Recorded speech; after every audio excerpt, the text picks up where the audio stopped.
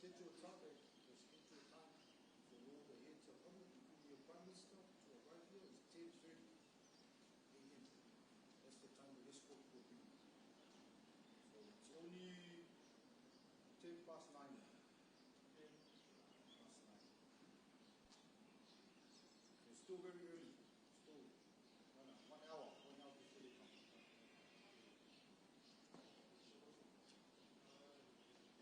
10:30. 10:30.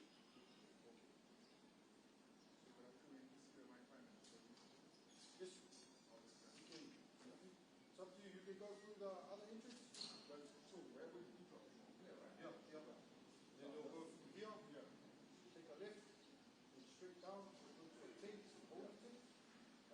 Push it up. And then before they go in. Okay. Listen, go to Valley Point. I'm shut off up here. Valley. Shut off the reflect water. Yo, show you where to go. Yeah.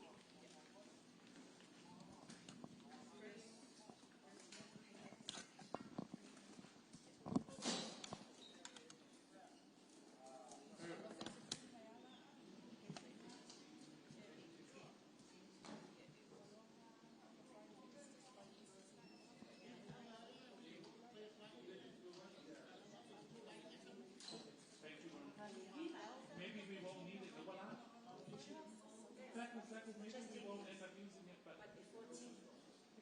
thank you. Herbert, you know which room the King's is? Because I've taken off the name. Oh, have they? Oh. I've taken off the name. It's the right. No.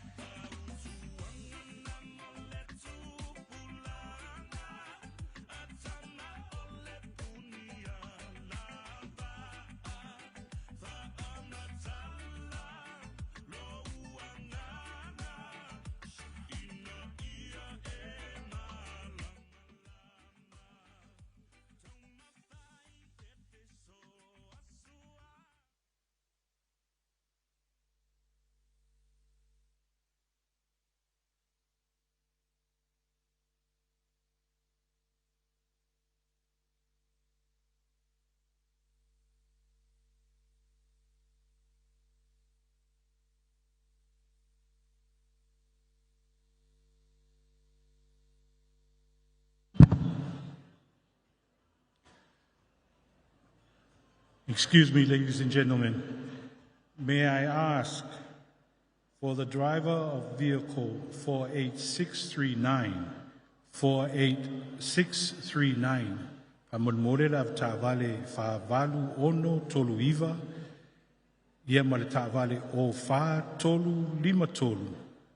There are two vehicles, 04353.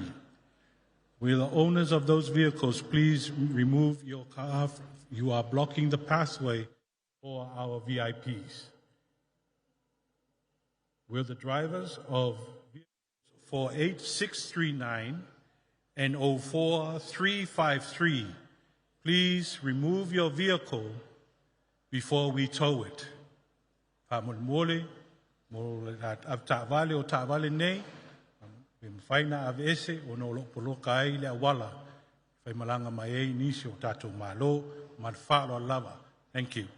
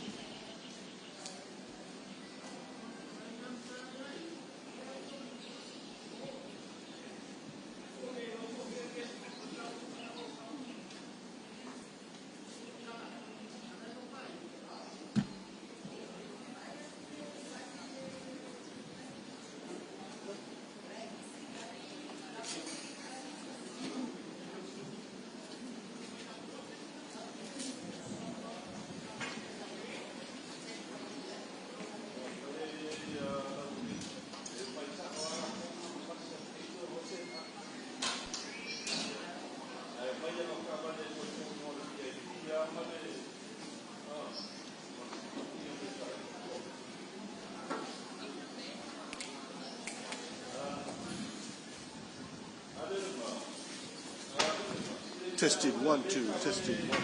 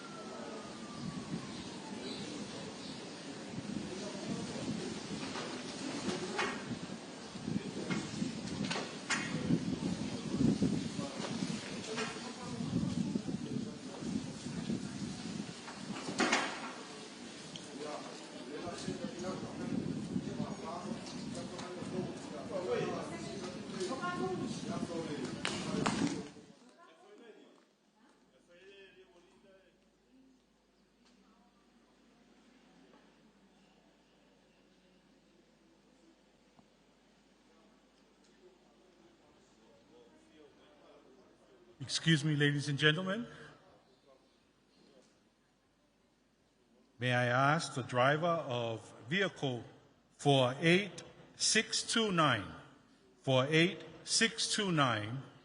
and vehicle 44353, if you may please remove your vehicle from where it is parked. Whamole o le talsanga mo le Avita Valley, numera whavaluono tu luaiva, pāwalu ono, lua iwa, ma le tāwale whāwhā tolu, lima tolu.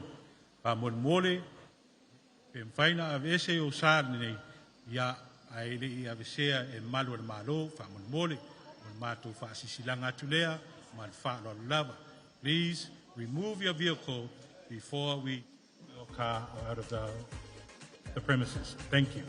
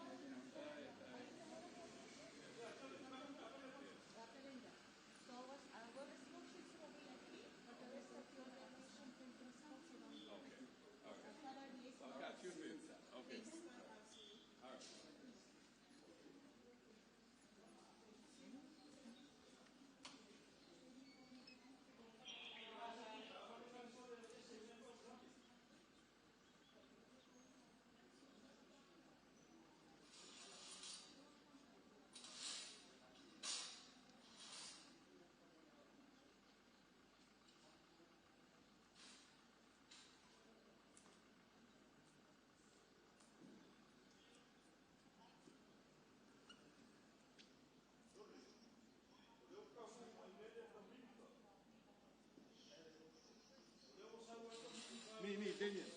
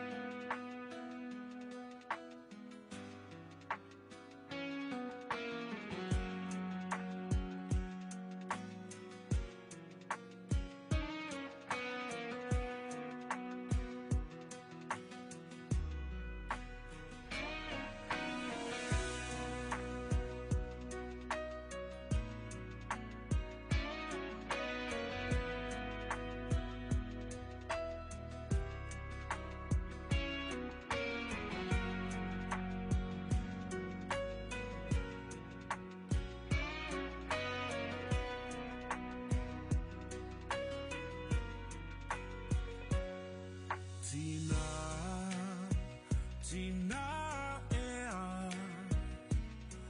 o elangona mai ita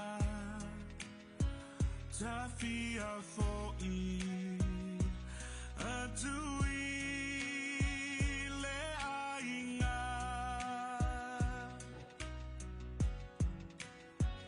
tale lava le whaingata wa o se sala o se pangota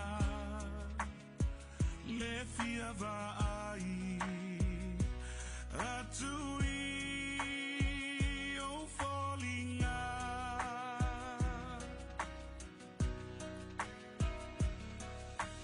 tele me mana o le o langa nei le ai lava o se lele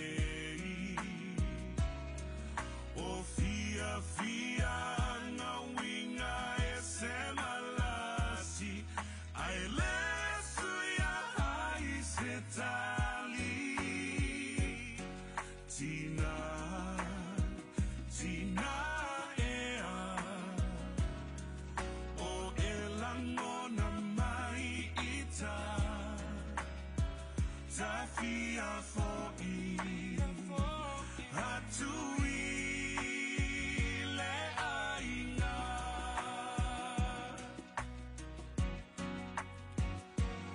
anga fo i leva ai o fa ato sina mai tale i oe fia fo i atu i ate oe e sua malie i la utofo ai le suia i lo uloto fia fo i atu e le mafai ona onofo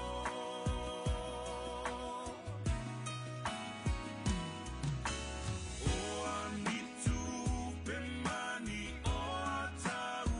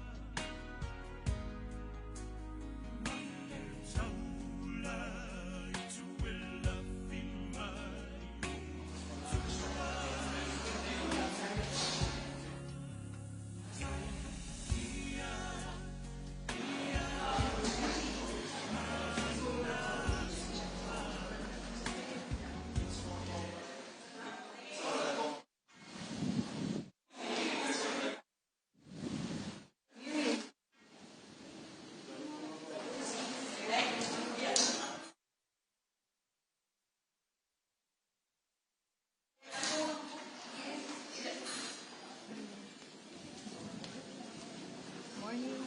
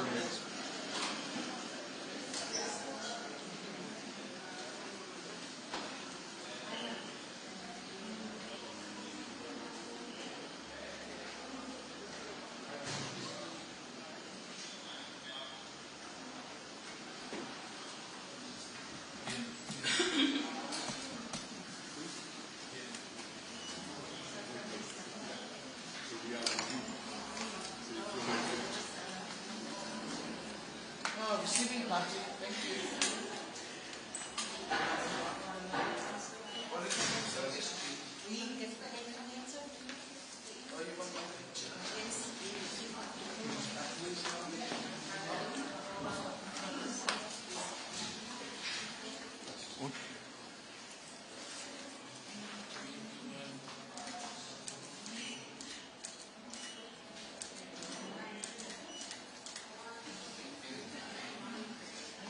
Not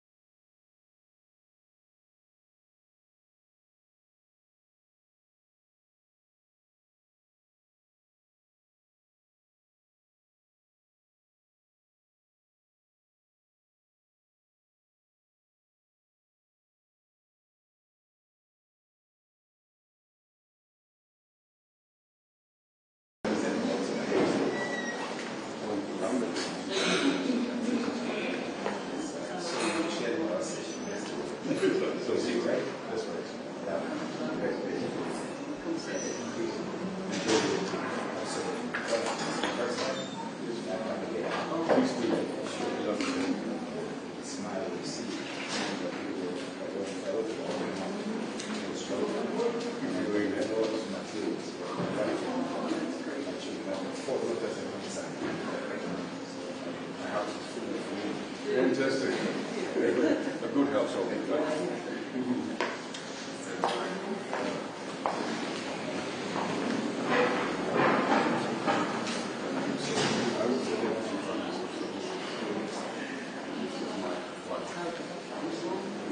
Welcome.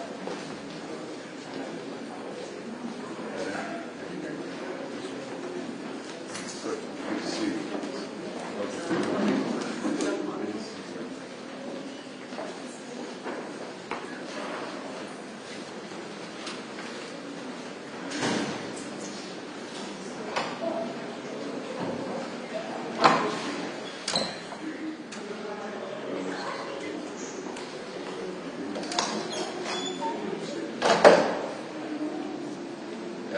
Good morning, sir. Welcome. Thank you. Good to see you. Welcome to the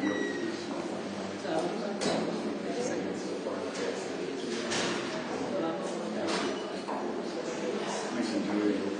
Thank you.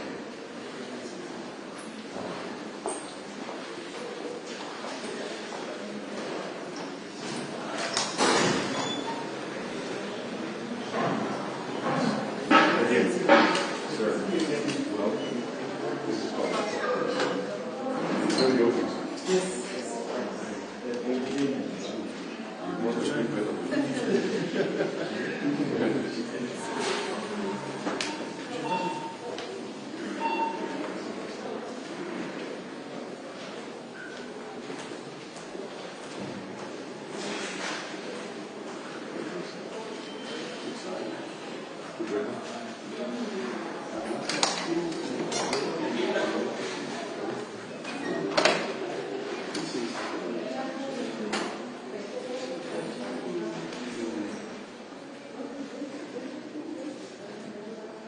Linda, so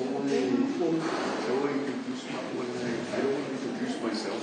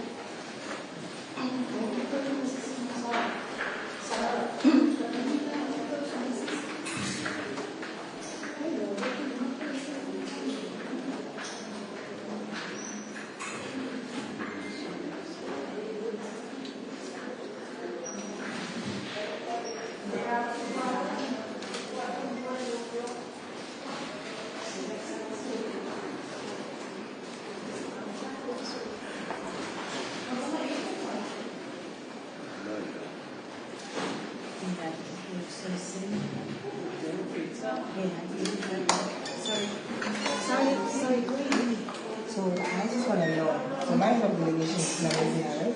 Okay. So when they come through here, who takes them to their seat? It's us. We're with protocol. Yes. You will take them to their seat? Yes. Just making sure, because I don't want him to be left in the open. Don't worry. So when he arrives, when your head of delegation arrives, we'll take them to the holding room, the marquee, where we'll have refreshments before we actually pull them up for the stage. Then we'll see. Yeah, thank you. You're most welcome. Have a good day. Okay, thank you so much. Thank you.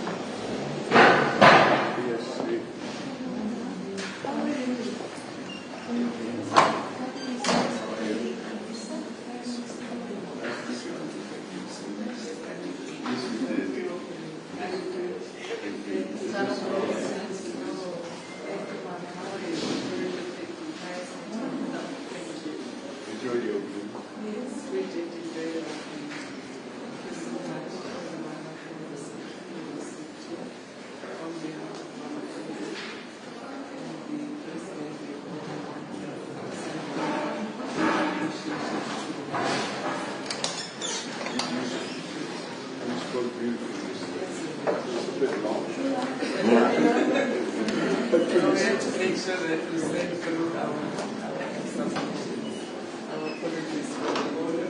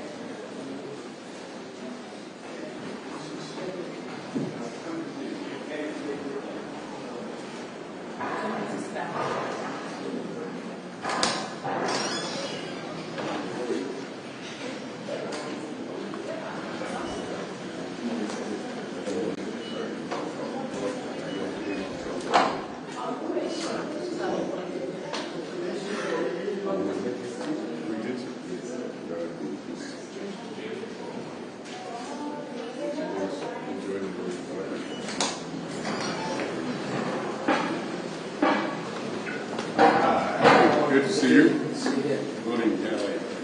Please.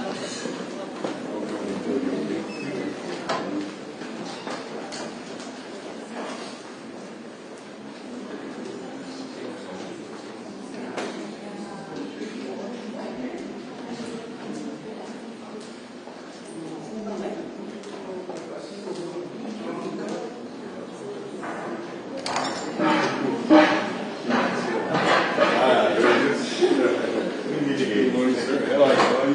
Good.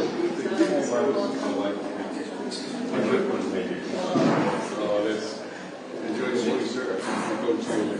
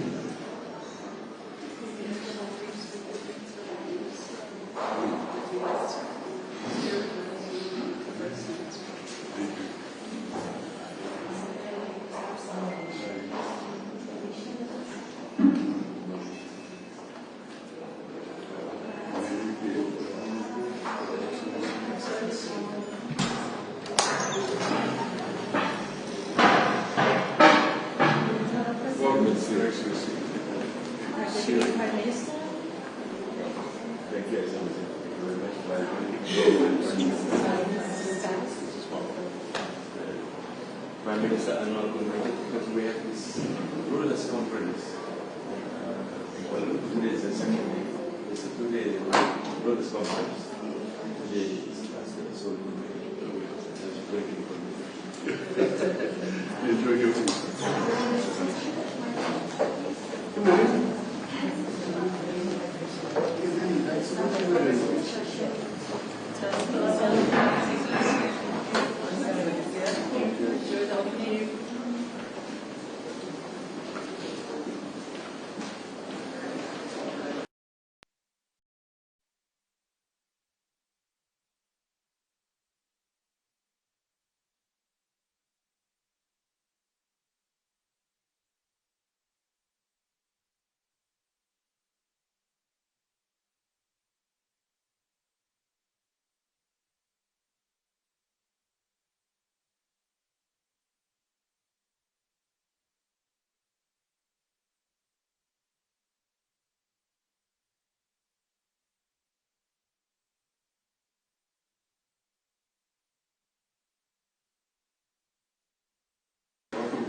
Enjoy the morning.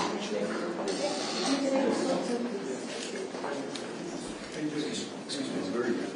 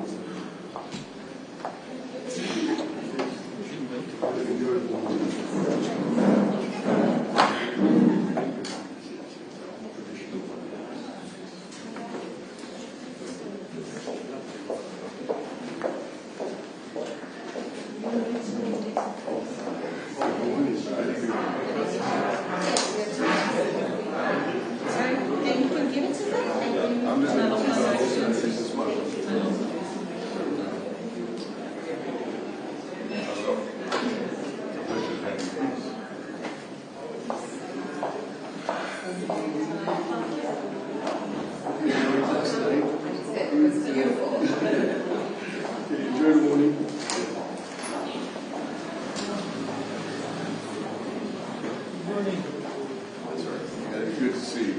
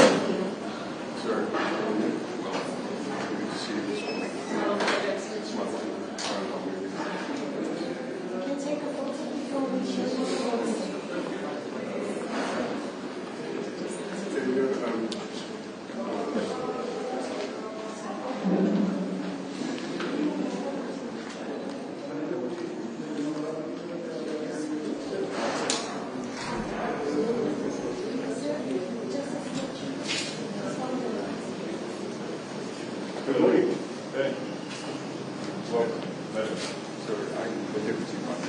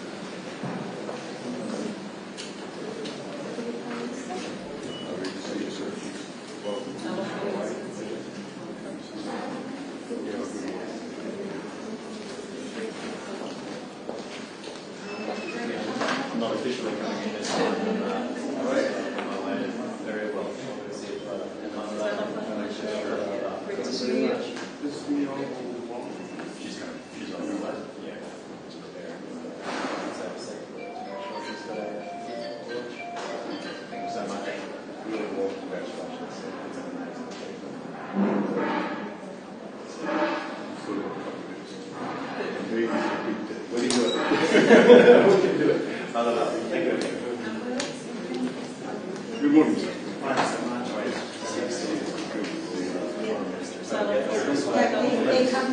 Thank you for having us. Hello, sir.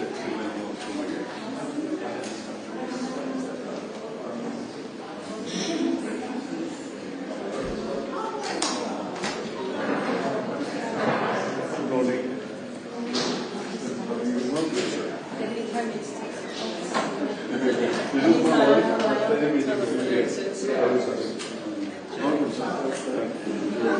Excellency, how are you?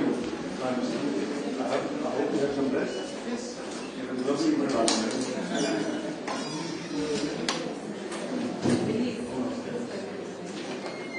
We have one more question. Great lady. Lovely. Both are great ladies. We're sisters in crime. The camera. Thank you. You want some rest?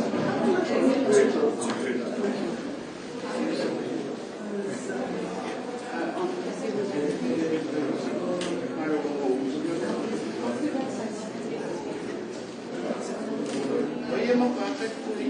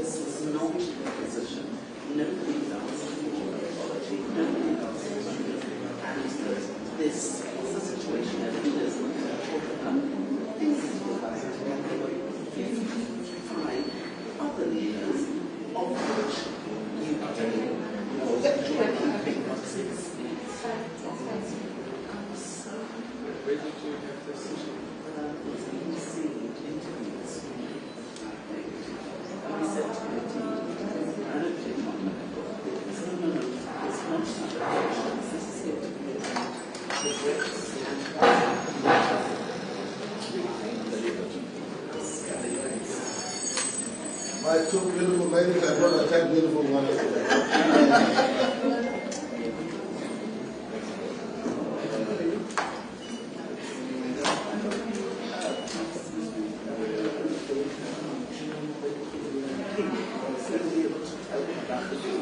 You two in the middle.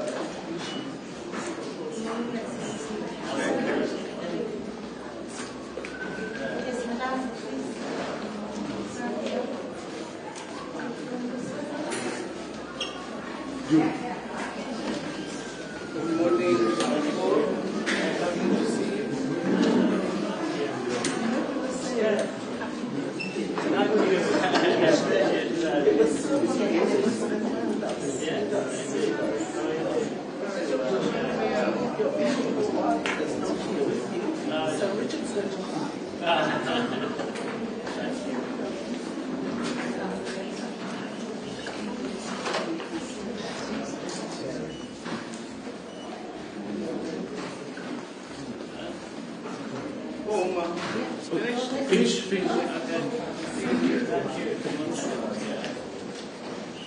Good morning.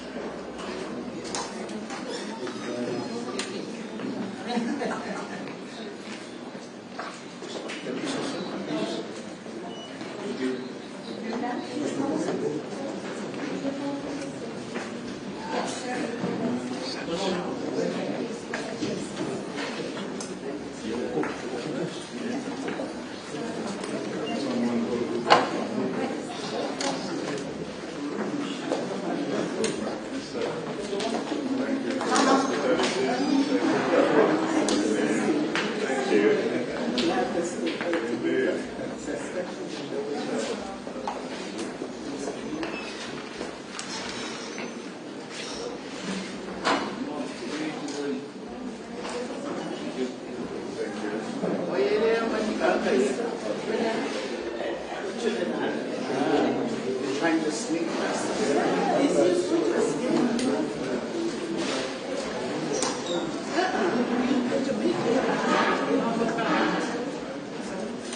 sorry.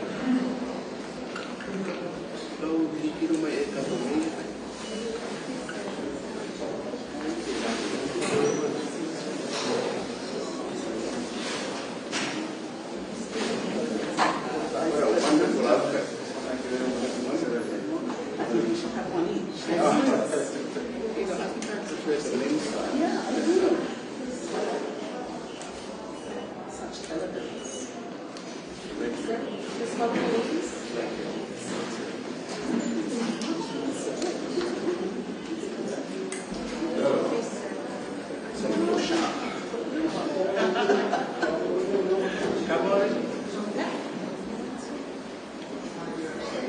Are you waiting for these pictures here? Is that right? Your Royal Highness. Yes. How are you? Yes.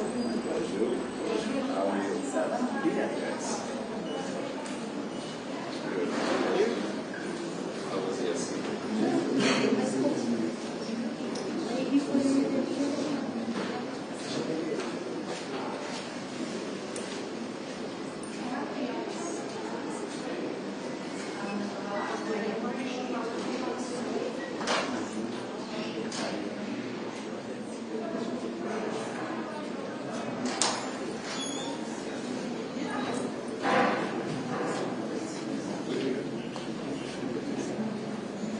We're in a queue.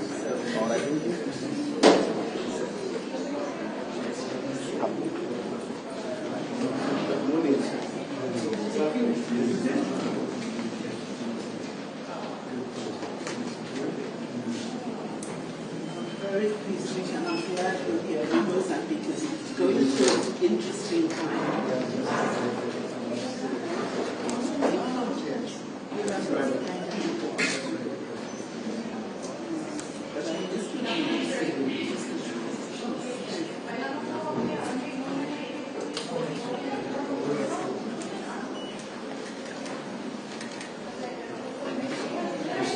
Glad you're here with us anyway.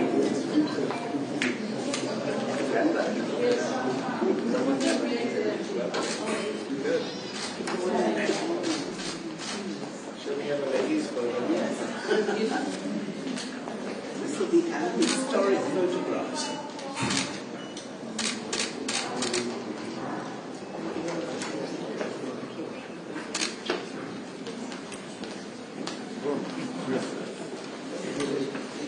Yeah. This is he's showing off this morning. Beautiful. Please. Beautiful. You move here.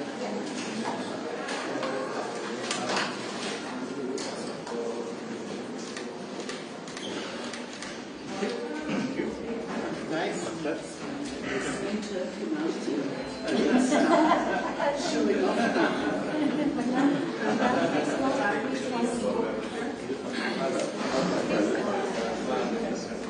like the Samoan ship.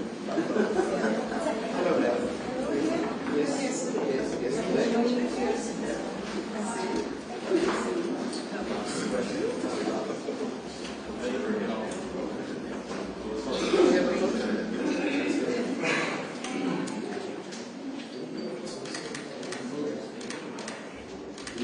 you. And I think Honourable Prime Minister this way. It's ladies to the right, gentlemen to the left. The ladies who get I need to sit down. Sir, we have some chairs up here.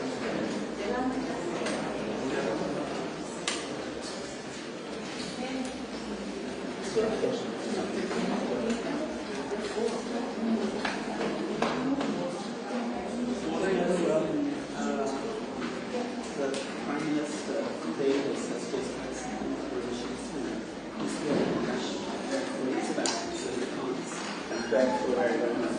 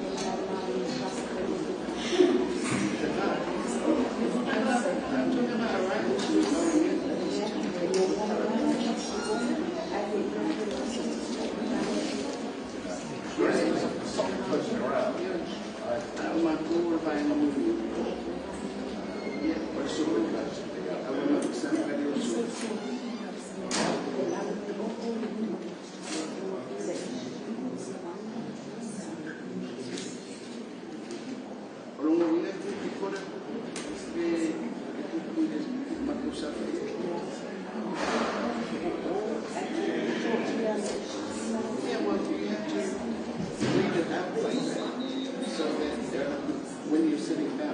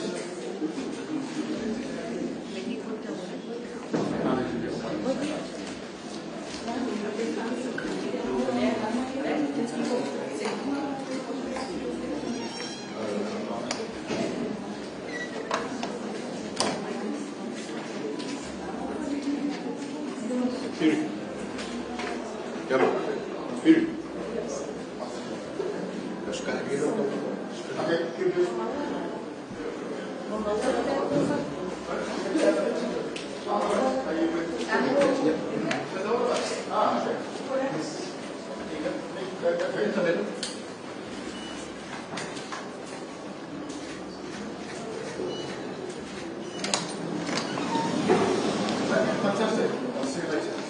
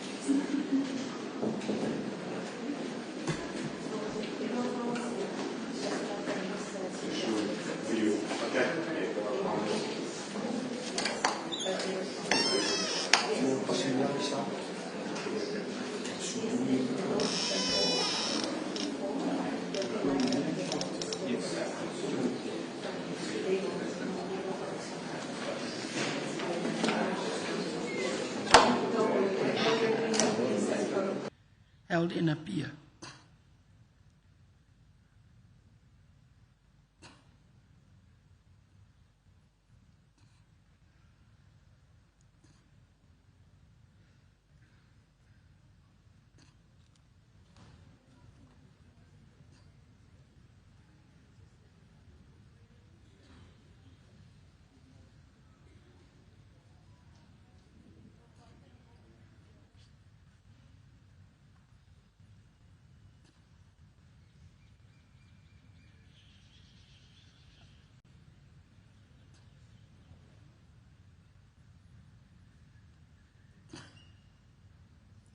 It is my pleasure and honor to invite the leaders and heads of delegations to take their seats on stage.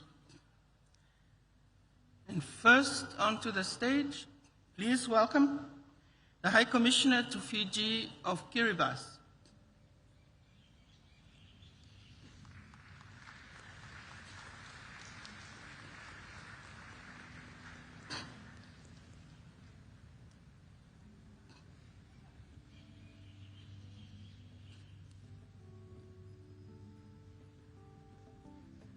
The High Commissioner of Canada to the United Kingdom.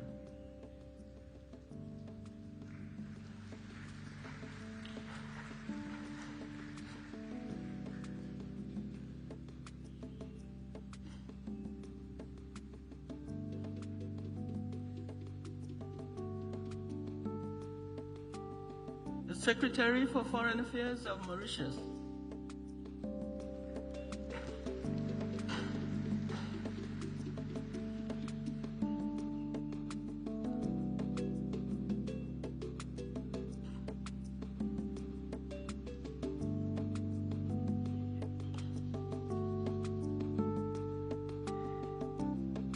The Minister for Parliamentary Affairs and Minority Affairs of India.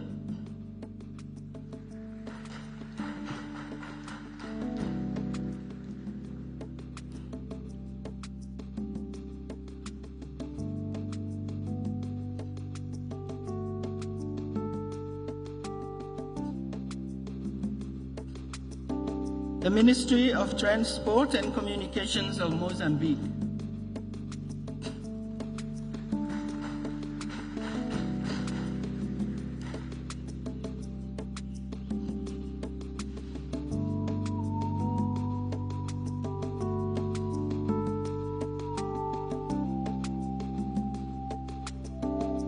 The Foreign Minister of Nauru.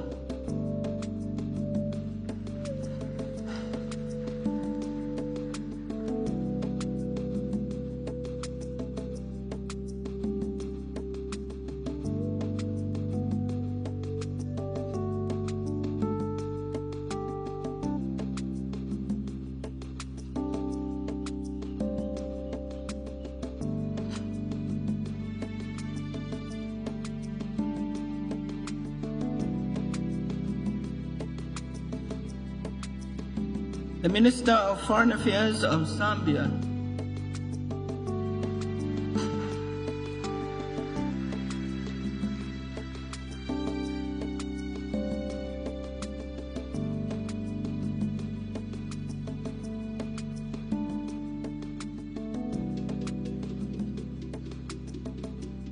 The Minister of Foreign Affairs of Malaysia.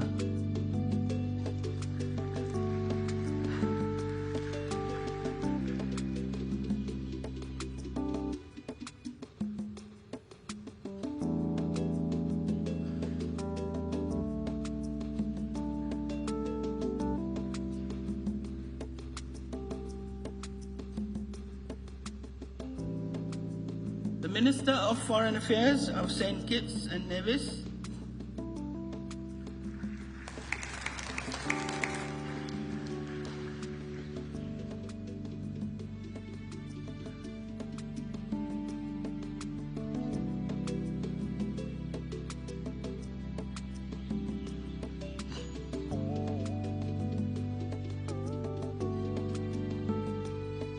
The Minister of External Affairs, International Trade and Diaspora Affairs of St. Lucia.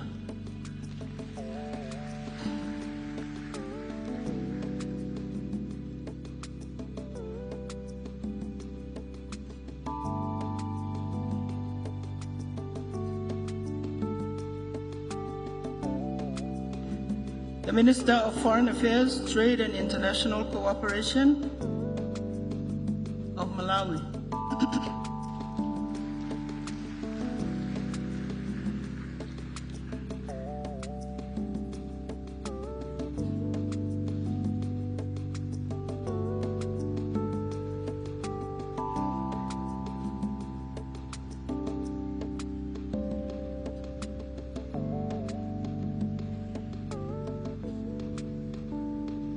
The Foreign Minister of Barbados.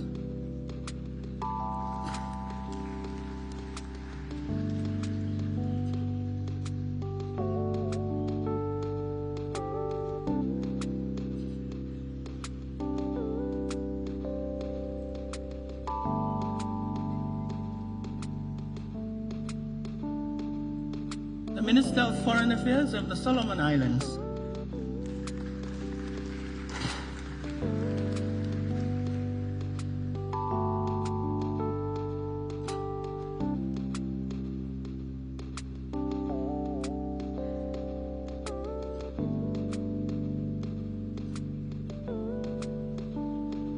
The Minister of External Affairs and Foreign Trade of St. Vincent and the Grenadines.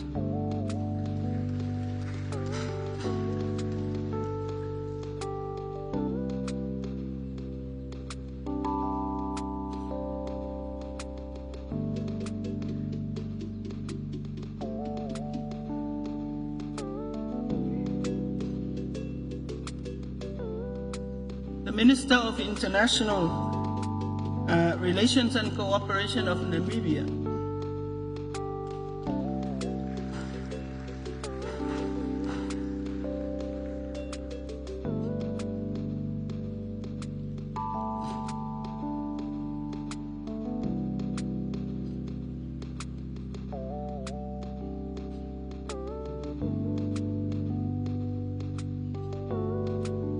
the Minister of the Interior of Cyprus,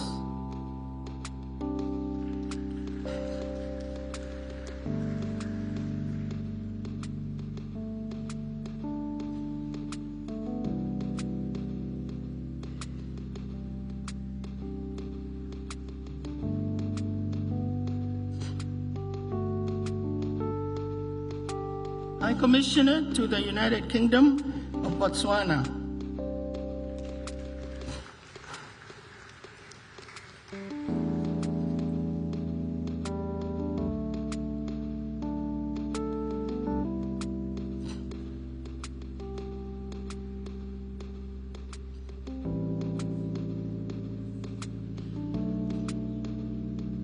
Special Foreign Affairs Advisor of Bangladesh,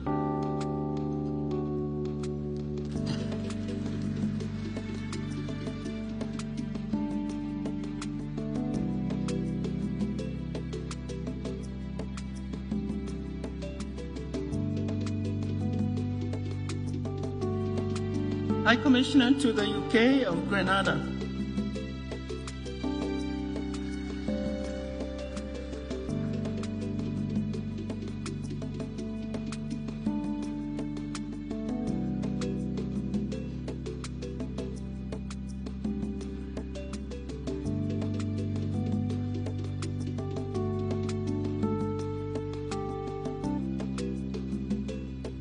Deputy High Commissioner to the United Kingdom of Sri Lanka,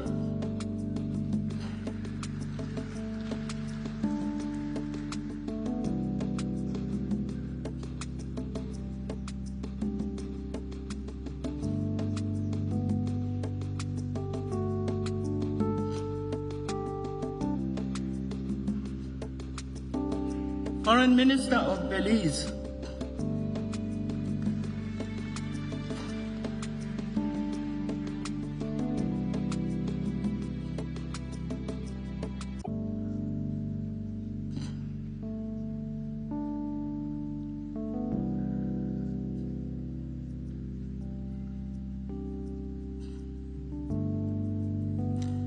Minister of Foreign Affairs and Foreign Trade of Jamaica,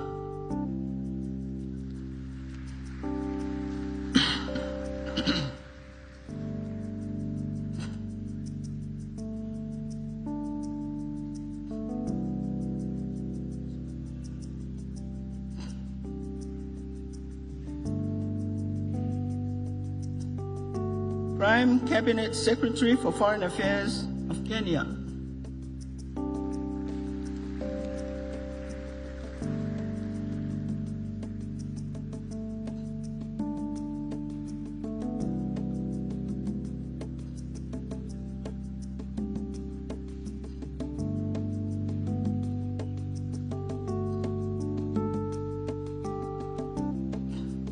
Deputy Prime Minister and Minister of Foreign Affairs of Pakistan,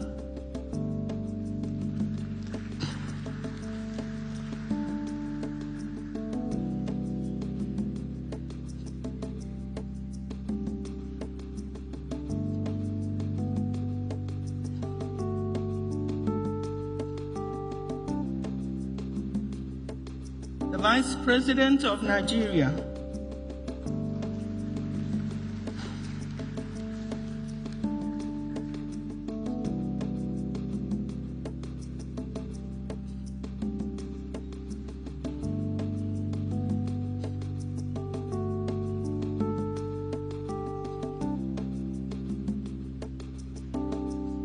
the Vice President of the Gambia,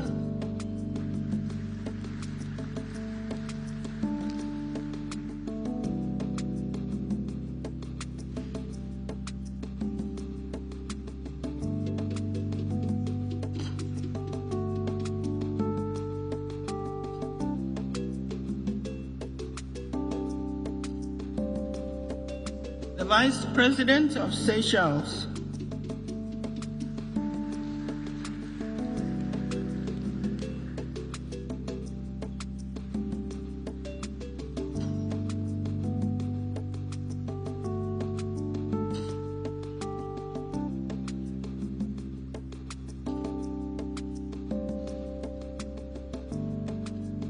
the Prime Minister of Singapore,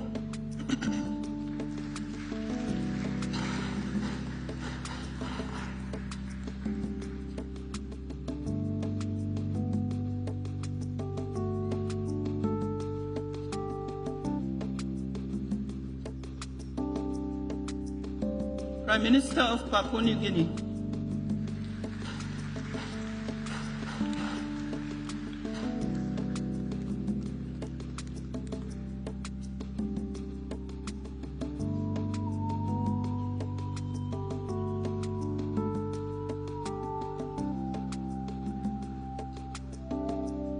Prime Minister of the Bahamas,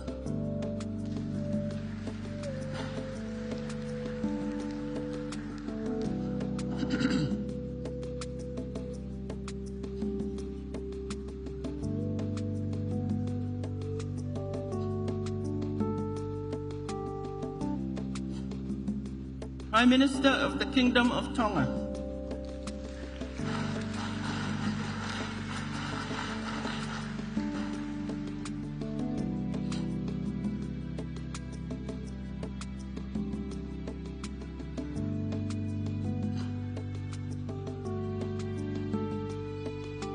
the President of Guyana,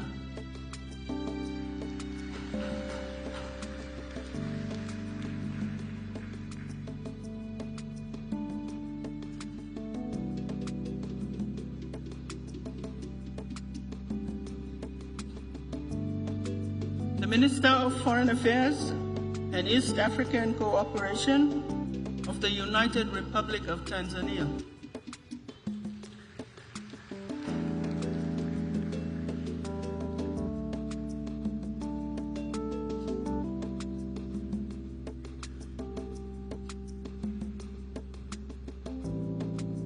Vice President of Uganda,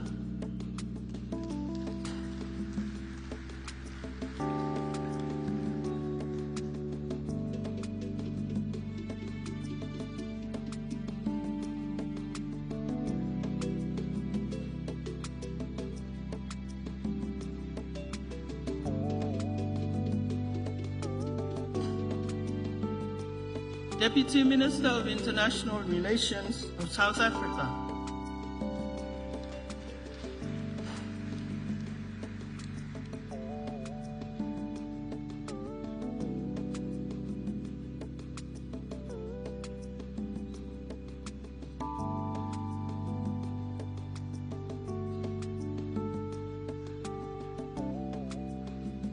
Vice President of the Maldives,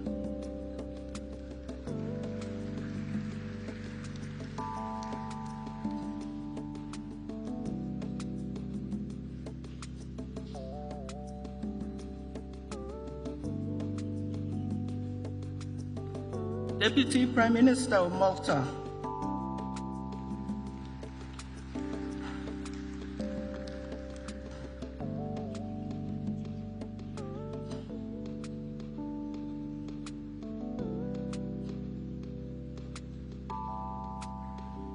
Minister of Foreign Affairs, International Business, Trade and Energy of Dominica,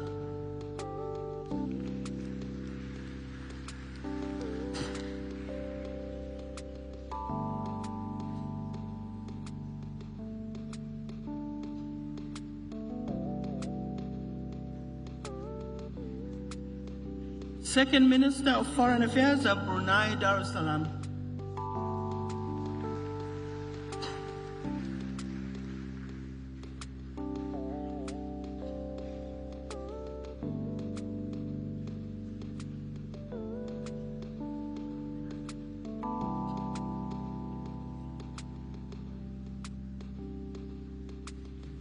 Prime Minister of Fiji,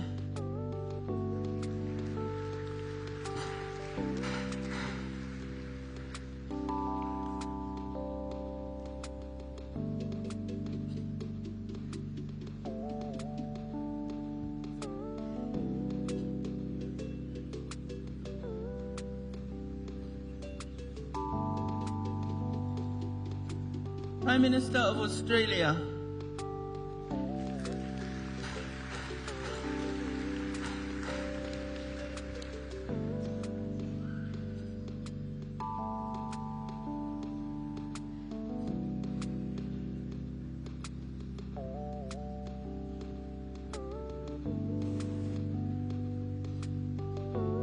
Prime Minister of the United Kingdom,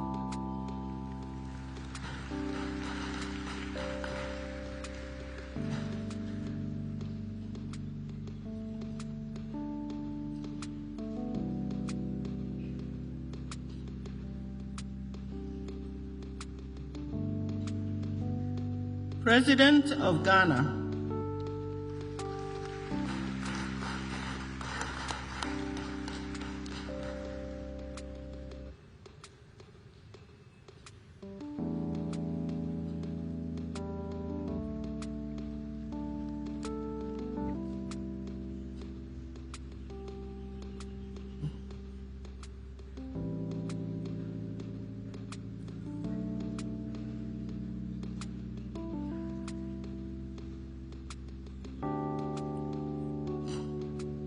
we do apologize and we welcome the Prime Minister of Fiji.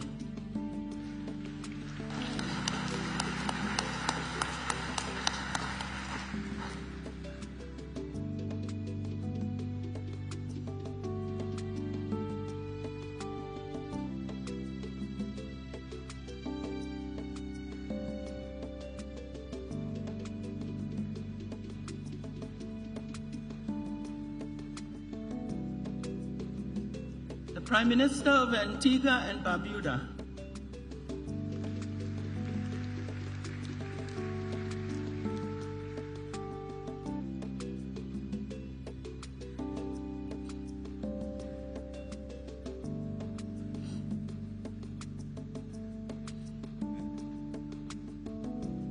the King of Eswatini,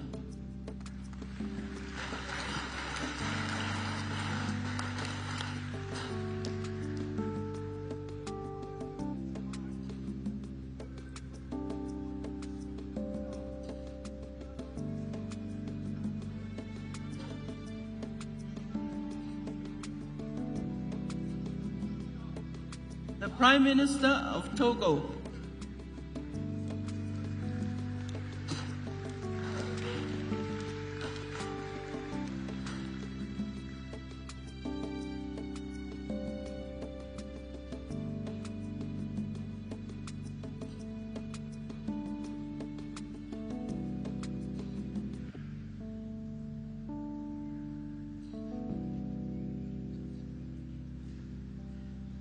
the Prime Minister of Trinidad and Tobago,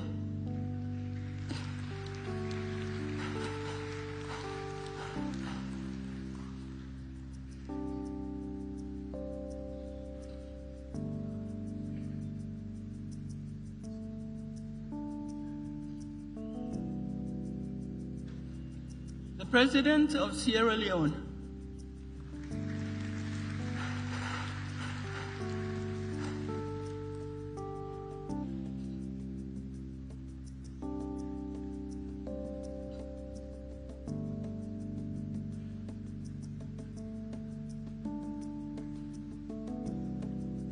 the Prime Minister of Cameroon,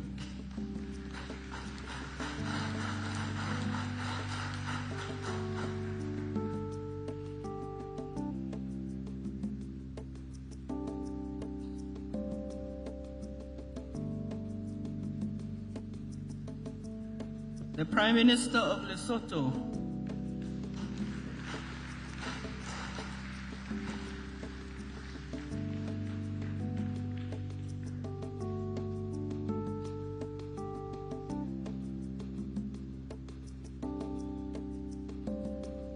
the Prime Minister of Vanuatu,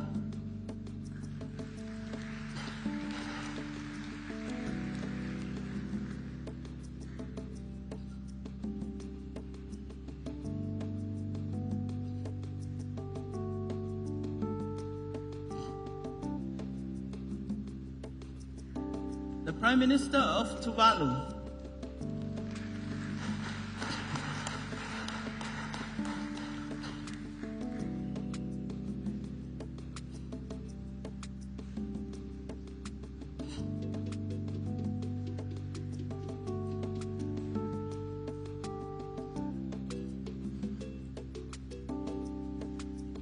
Secretary General of the Commonwealth Secretariat.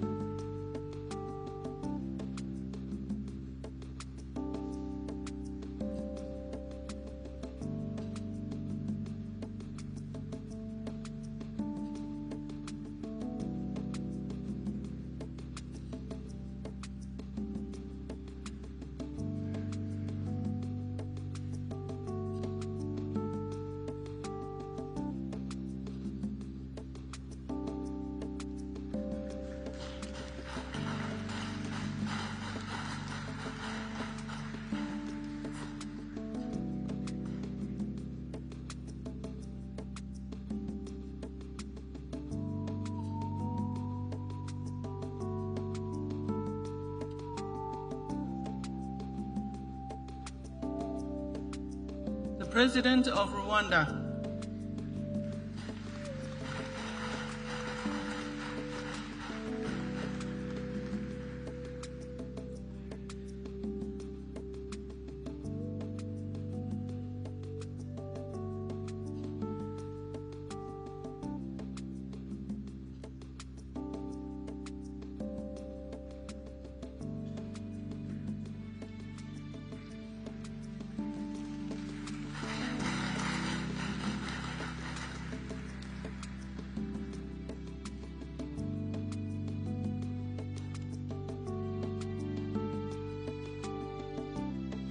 Prime Minister of Samoa.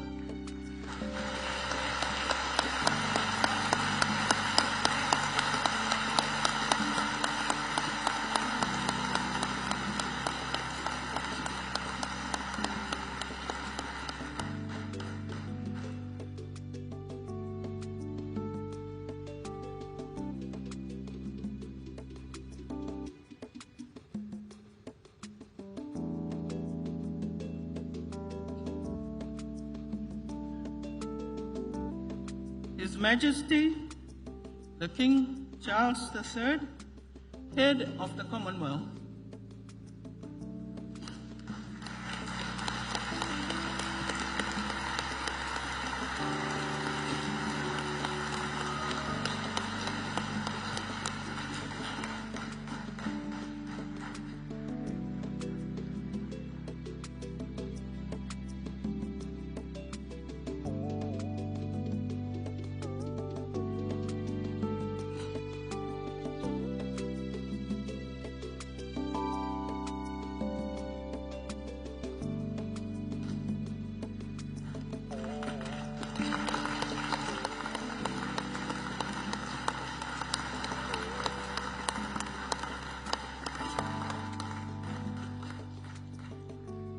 Please remain upstanding for the national anthem of Samoa.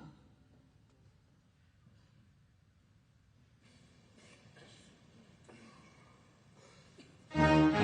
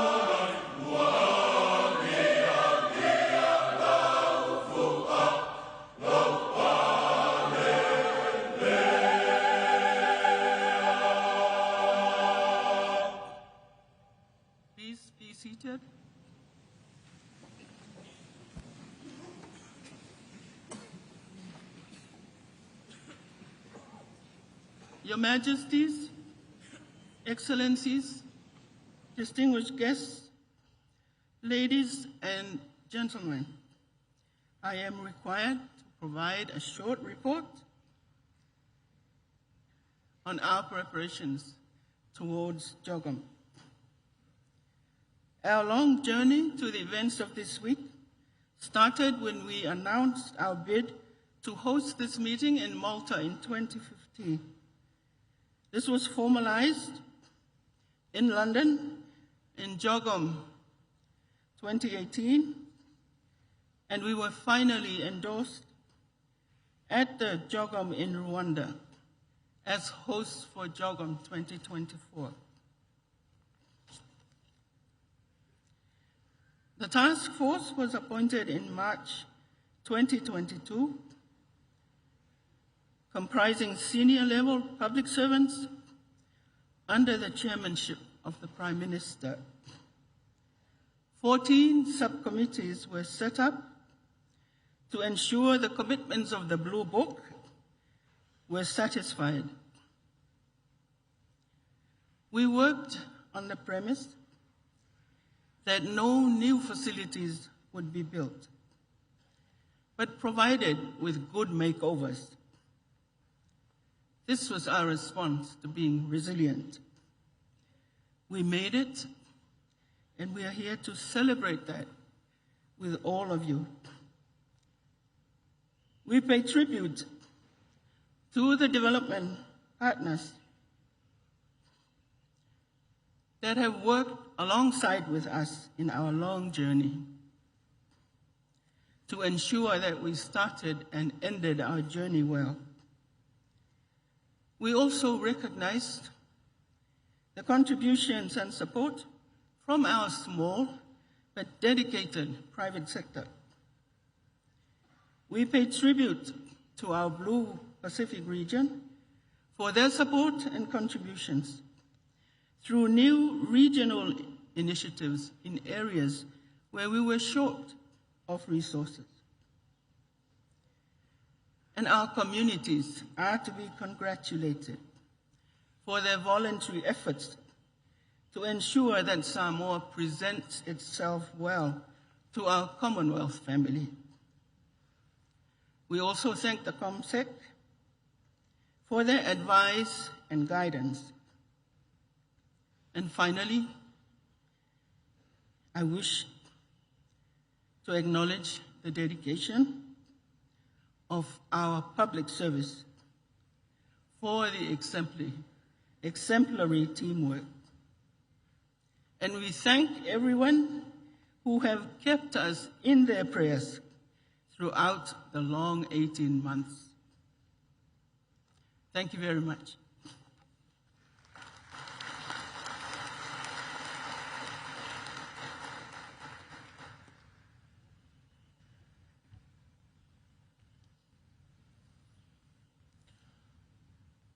Your Majesties, Excellencies, distinguished guests, ladies and gentlemen, it is customary in Samoa and in the Pacific that we start every ceremony that we have with prayer. It is my great pleasure to invite His Grace Archbishop Mosese Vitolio Tui for our opening prayer.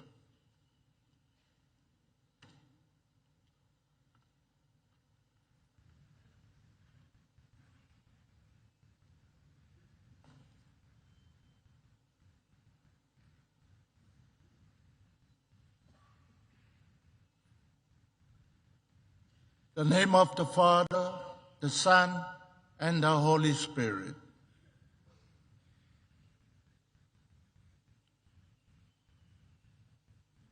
Thank you, Lord, for the gift of the Commonwealth. Thank you, Lord, for the gift of the 56 nations represented in this Commonwealth family. Thank you for the gift of the Commonwealth leaders. Thank you for the fellowship and friendship. Thank you for the bonds of unity. Too low, too low, too low. Whaftaile tuelo alofa ya Samoa. Wa mātou tali malo le nei whanotanga tāua. I oe e te wha au lo mātou watu nupele. A whio mai e whamanuia o mātou taitai. Taitai o atunuu o le mātou atunuu. Taitai o le mātou malo. Taitai o nuu mai e kālesia. Whamanuia le tua i o mātou mātua. Ma le au mātutua. O mātou matua tausi. Lātou whaiva whapwhepo. A wale manuia o ainga, o nuu mai e kālesia. A whio mai o elo mātou atua, e whapa ia ma whamanuia i au whengaluenga i le atua, i so se whata whai taulanga, no manu le langi, a wase ai o Samoa. Le atuae, o louanga lelei ma lou whai mea lelei mo Samoa, wa le tasi a e lasi. Sa o whala lelei o lau pule lea. We gathered to embrace the gift of life. Life is the greatest gift our Creator, our God gave us. What we do with this life is the greatest gift we give our Creator, our God. Therefore, O Lord, it is in our giving we receive. It is in our loving we continue to grow. It is in our helping others we are strong. It is in our sharing we are honored and become truly human. Lord, make all of us gathered here instruments of your love. Lord, make all our leaders promoters of peace and harmony. Lord, may the Commonwealth family become a signs and bearers of hope and faith. Lord, make all of us instruments of joy and happiness. Lord, make our leaders instruments of transforming our Commonwealth. Lord, make our leaders instruments of development and growth. Come, O God, bless our leaders with the wisdom to utilize our collective resources to create a prosperous future. God bless our leaders with the courage to address and embrace the many global challenges that come our way. God bless our leaders with the heart to commit to the welfare of our people and our countries. God bless our 56 nations to live peacefully and in unity with each other. God bless our Pacific leaders to embrace the fact that we are not small island states, but big ocean states. God bless our effort, our work, our endeavor to preserve and protect our ocean, our Moana, our Pacifica, for our future generations. God bless us all with the realization that the answer is in our hands, and united we stand. God bless all of us gathered here today, make us happy, and make us love each other. In the name of the Father, the Son, and the Holy Spirit.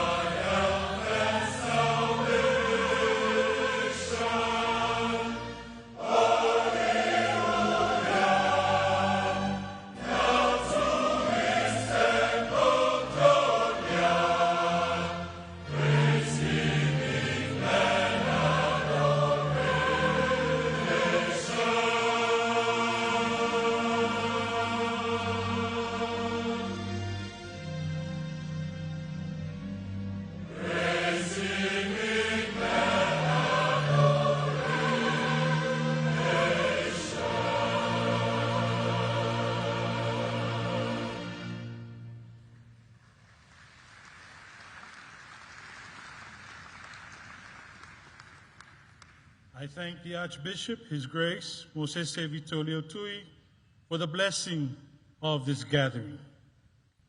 It is now my honor to invite the Prime Minister of Samoa, Honorable Fiongafiame Naomi Mataafa, to deliver her welcome address as the chair of the 27th Commonwealth Heads of Government meeting.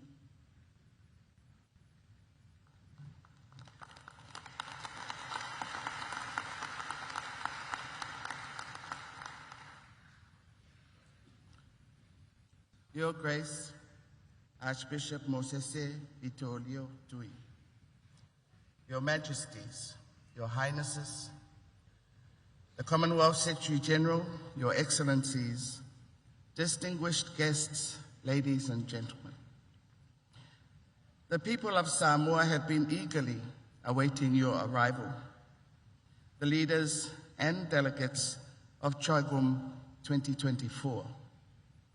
Therefore, on behalf of the government, and especially the people of Samoa, it is my pleasure and honor to officially welcome all of you to the 27th Commonwealth Heads of Government meeting.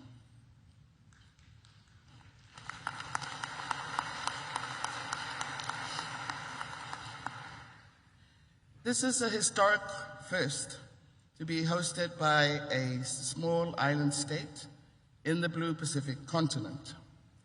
And it is also the first meeting under the leadership of Your Majesty, King Charles III, as the head of our Commonwealth family. We also gather in Samoa as we celebrate 75 years of the modern Commonwealth. Thus, we pause to pay tribute to those who have paved the way for where we are today. In particular, the late Queen Elizabeth II, for her stellar leadership of our family, but more importantly, her unifying role. Our theme, One Resilient Common Future, Transforming Our Commonwealth, highlights the importance of a united Commonwealth ainga or family. Samoa chose the critical focus on resilience as it transcends all pillars of the Commonwealth, prioritizing collective action that weaves resilience into all choices for a Commonwealth where societies stand strong, institutions uphold justice, environments flourish, and economies thrive.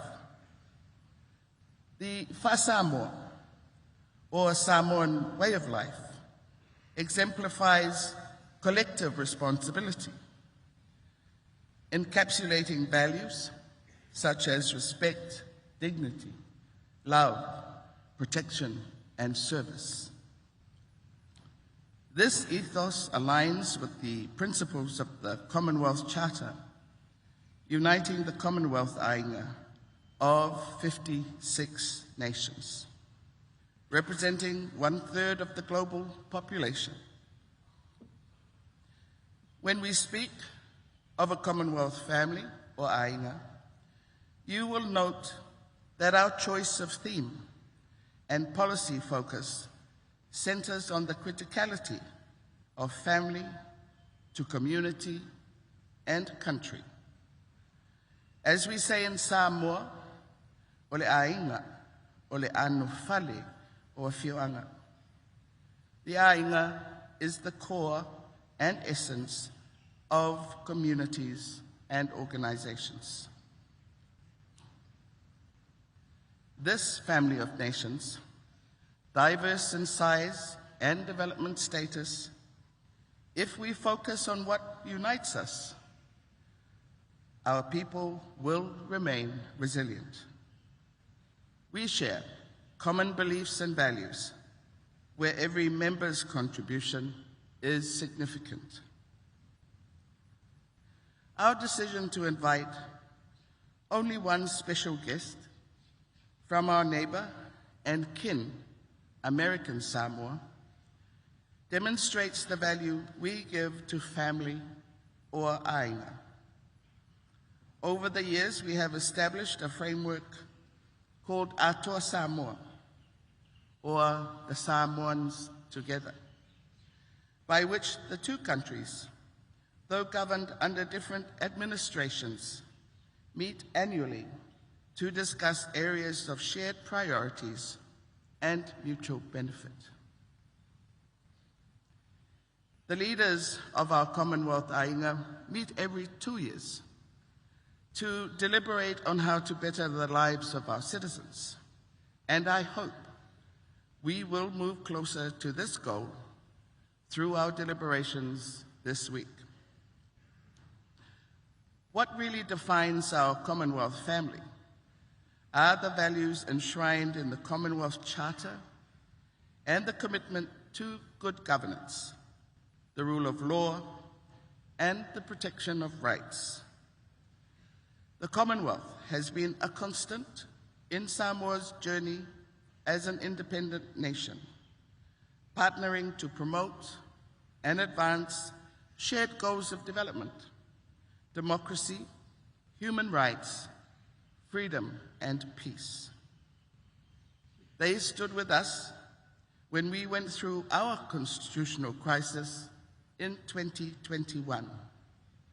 But it was evident these values, especially the pillars of our society, our faith, culture, and the rule of law, continues to carry us through as a stable and peaceful nation. We are in a new era of leadership.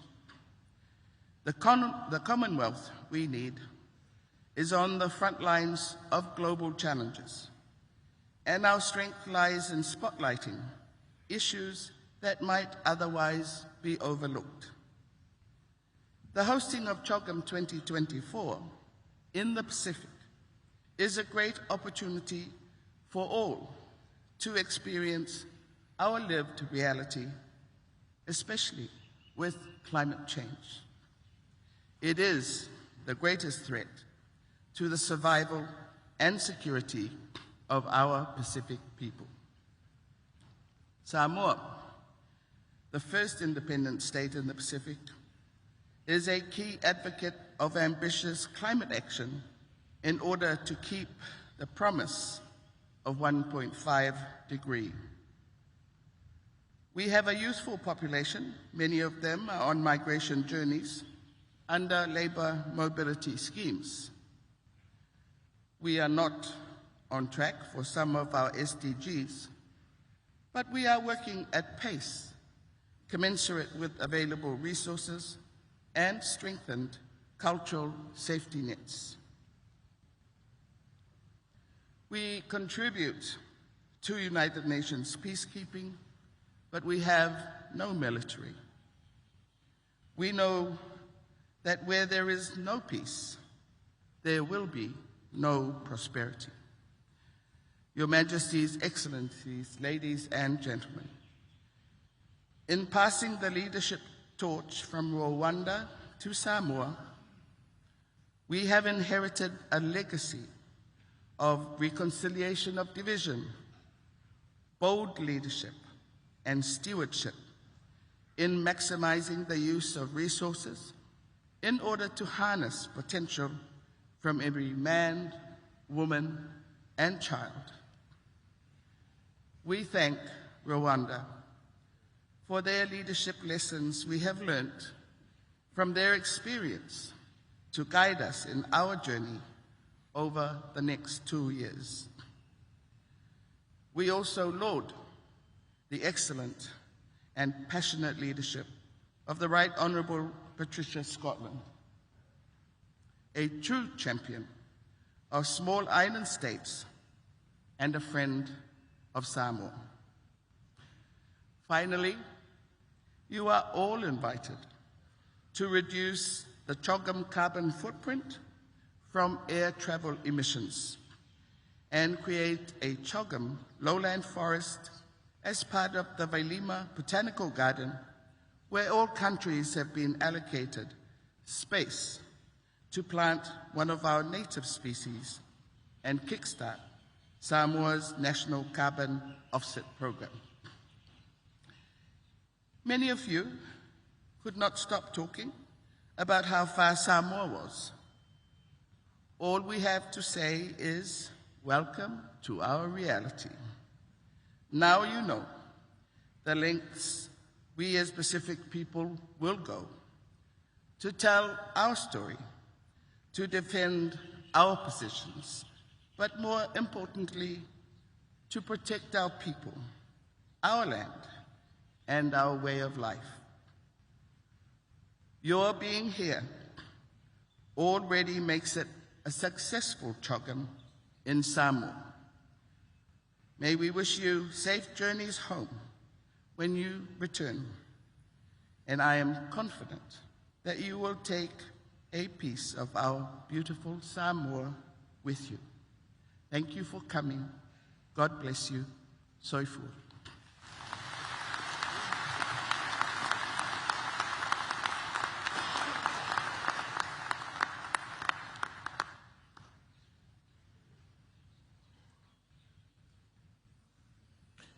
It is my honor to now invite the Secretary General of the Commonwealth, the Right Honourable Patricia Scotland, for her remarks.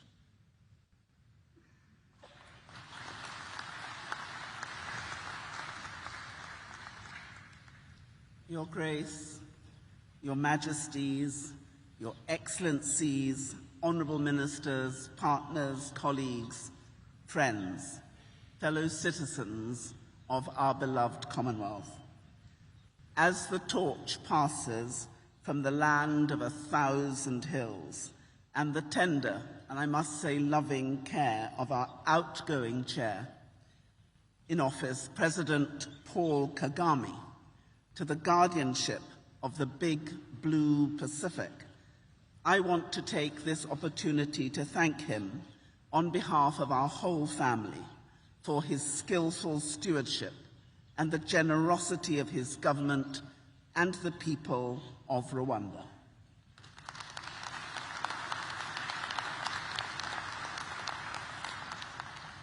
As I want to warmly thank the Prime Minister, the government, and the people of Samoa for welcoming us to the beautiful, the enchanting islands of Samoa, a place that reminds us of the interconnectedness of our world, the richness of our diversity, and the strength of our unity.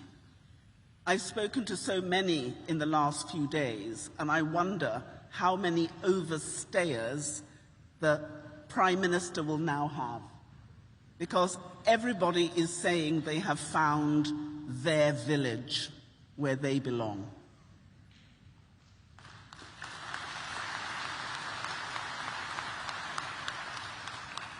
This is a very special experience for all of us. And I want to say something very simple to all members of our family, our Aina. Thank you. Thank you for your friendship. Thank you for your partnership. Thank you for your outstanding work. Thank you for giving me the opportunity and the privilege of serving you as your 6th Secretary General.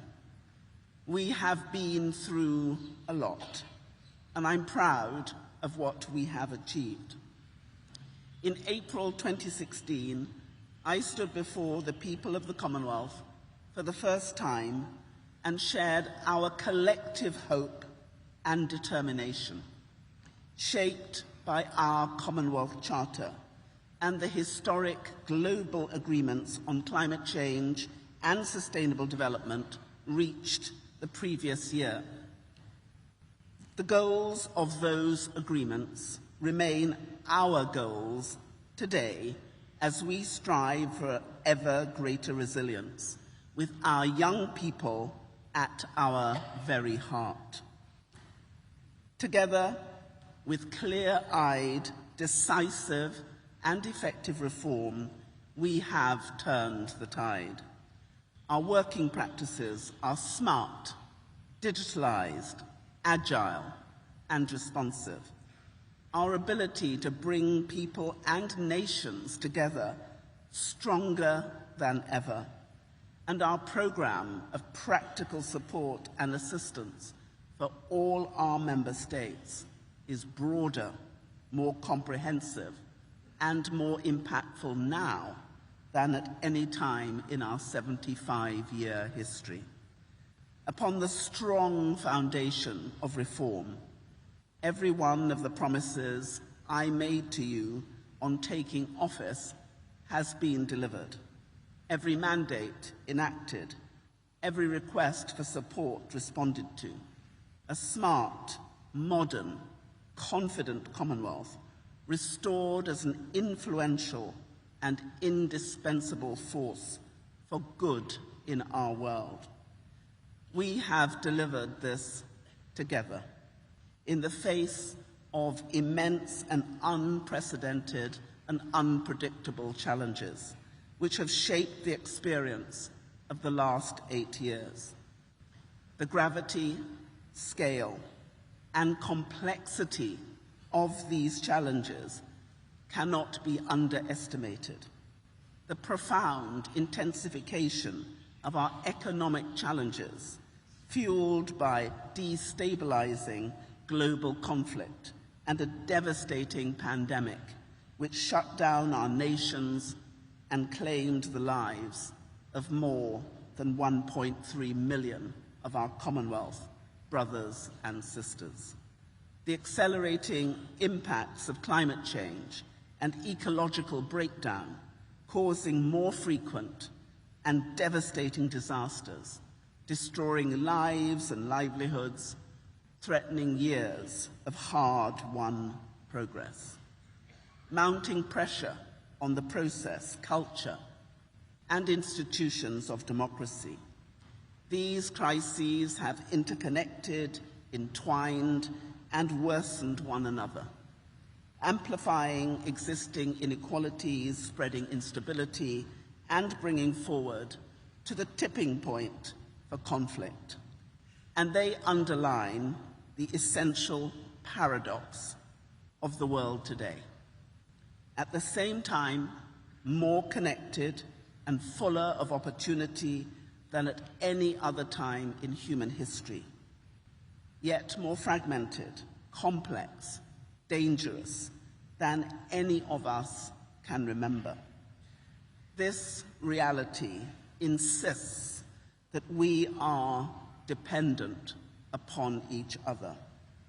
We work together, or we suffer in isolation.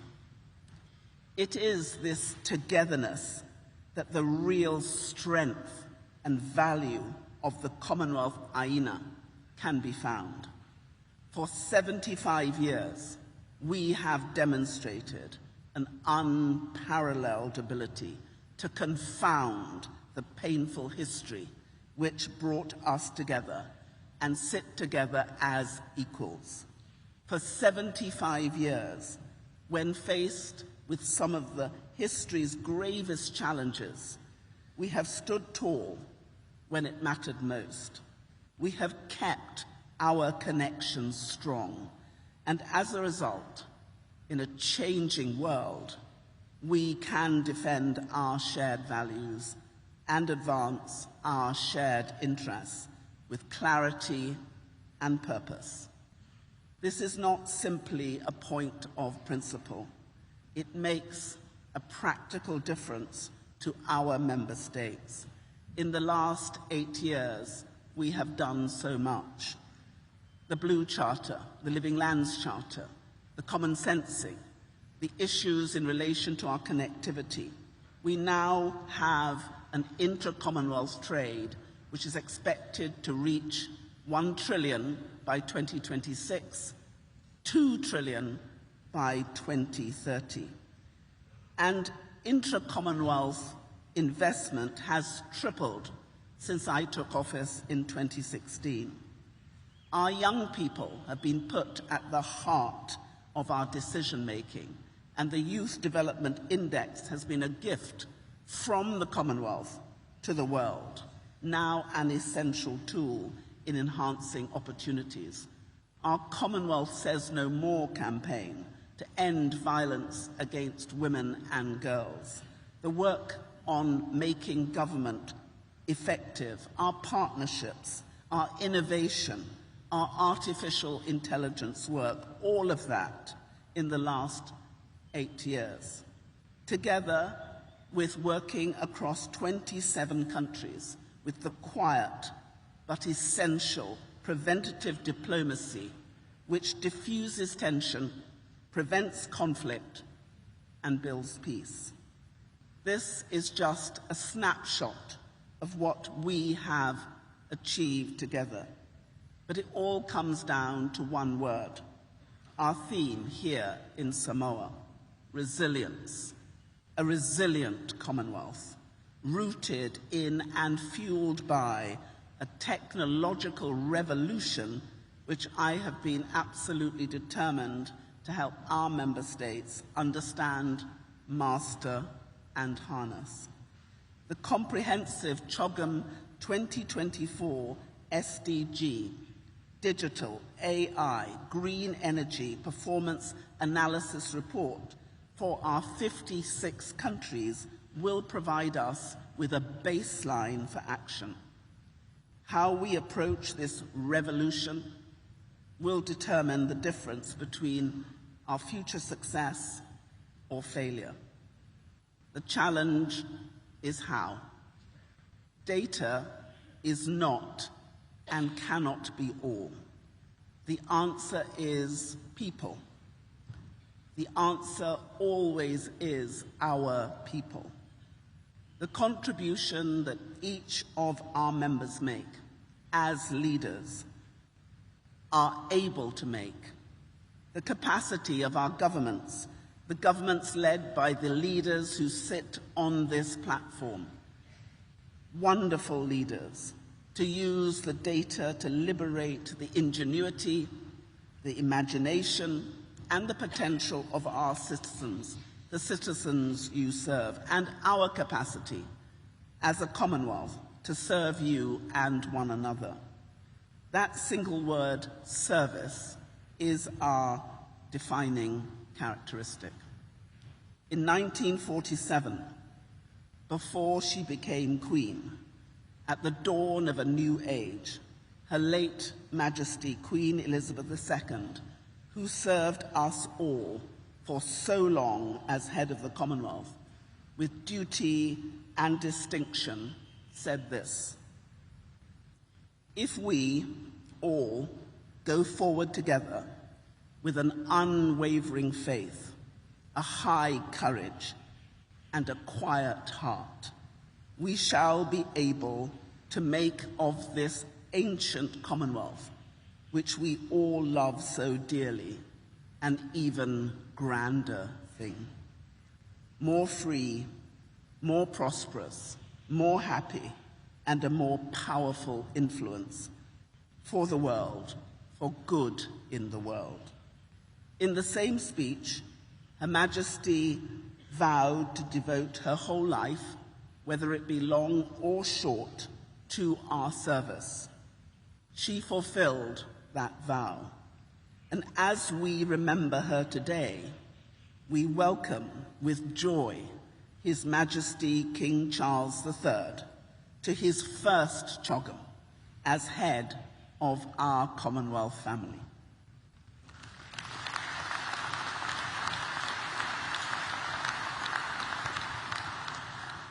Your Majesty has been in our thoughts and in our prayers, and we are so happy you are with us today.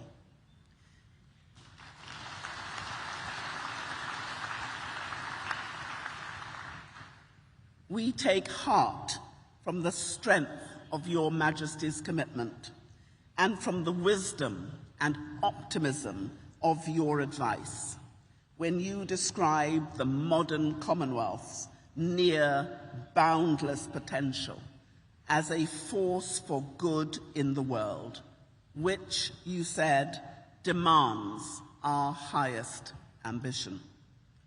At this Chogm, we have the opportunity to fulfill that ambition, to stand together as a smart Commonwealth, a connected Commonwealth, a modern, technologically driven, innovative and successful Commonwealth. A Commonwealth with the capacity and confidence not merely to face the future, but to build it. Bringing people together, drawing strength and inspiration from what we share to create genuinely durable family of nations in which no one is left behind. Advancing the goal of a more secure, peaceful, fair, and sustainable world for everyone, everywhere, in which we can all enjoy the kind of prosperity which harnesses new technology and is achieved in harmony with nature, safeguarding our unique and only planet for generations to come. This is our history and our promise, our experience and our aspiration. And it is the flame of opportunity which I will pass with pride and gratitude to my successor as Secretary General, who will be able to continue the journey of reform, delivery, and leadership. They will be uniquely blessed, as I have been, to hold this office and to serve our precious Commonwealth. And I have one piece of advice for them, something that I have learnt right here in Samoa.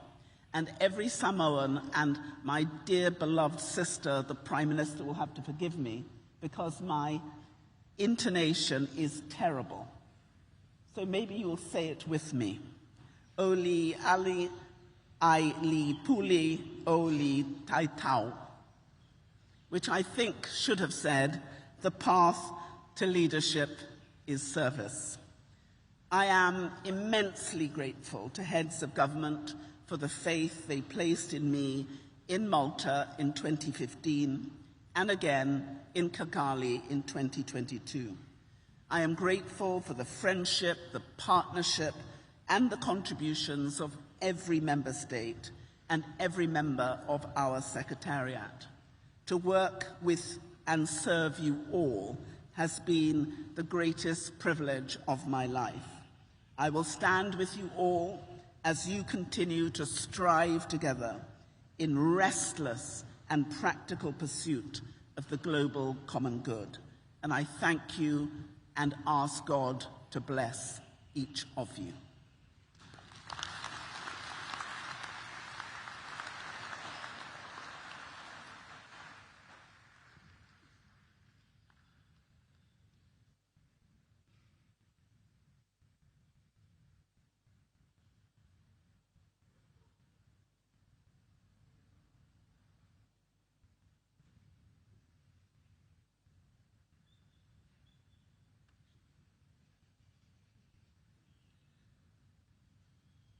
It is my pleasure to now invite the President of Rwanda, His Excellency Paul Kagame, the outgoing chair in office, for his remarks.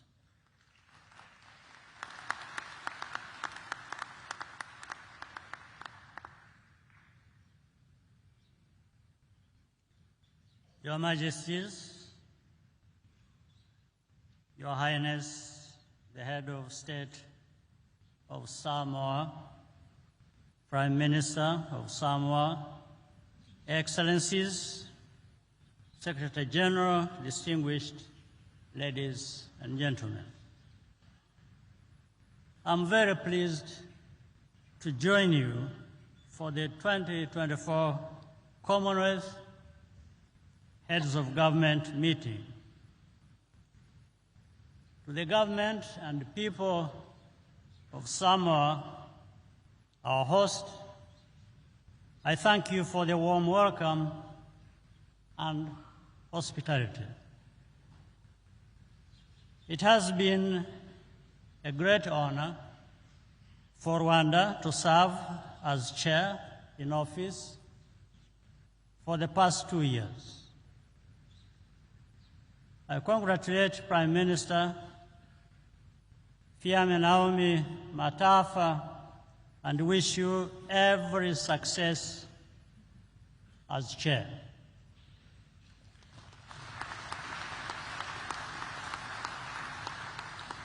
Rwanda stands ready to support you. It is also fitting for us to thank the Secretary General for her distinguished service to our organization during her historic tenure. This year's meeting marks yet another milestone in the history of the Commonwealth family. Samoa is the first Pacific island state to host Chogm. This comes at a turning point. Temperatures are rising, and for small island developing states in the Pacific and the Caribbean, this is literally a matter of survival. Africa and Asia also share this burden. 2/3 of the world's small states are members of the Commonwealth. We cannot ignore the voices of those who are bearing the brunt of this crisis, and they should not have to beg for our support. As we head to COP29 in a few weeks, let's act and lead by example. Making empty promises can only move the needle for so long. We continue to support His Majesty, the King's Sustainable Markets Initiative, as a blueprint for public-private partnerships and green investment throughout the Commonwealth. Indeed, what will make us cross the finish line in the fight against climate change is more finance from wealthy countries. Still, our collective efforts must not stop there. The terms must be favorable without pushing developing countries into more debt. The Commonwealth's comparative advantage remains its young and vibrant population. Creating digital jobs for women and young people should remain at the top of the agenda this year. We must rely on the potential of innovation and technology to resolve the daunting challenge of rising unemployment and irregular migration. This is also a good way to bridge the skills gap and the imbalances in human capital development opportunities between our regions. Artificial intelligence should not become a problem. If we use it responsibly and establish sound policies, we can transcend the realm of our imagination and become even more resilient. Earlier this year, the Commonwealth turned 75. What was once an association of 8 countries is now one of 56. Equality, diversity, and solidarity are the values that bind us together. Because of this, where we have the opportunity to right our wrongs, let's do that and find a consensus that can stand the test of time. With respect for each other and our differences, we can move forward towards our common future. I thank you.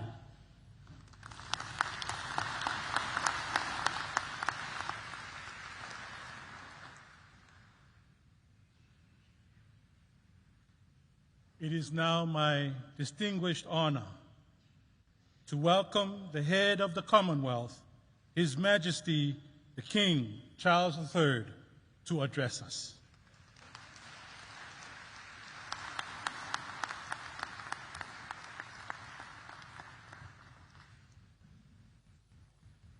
Oliao Limalo, Your Majesty, Secretary General, Presidents, Prime Ministers, ladies and gentlemen.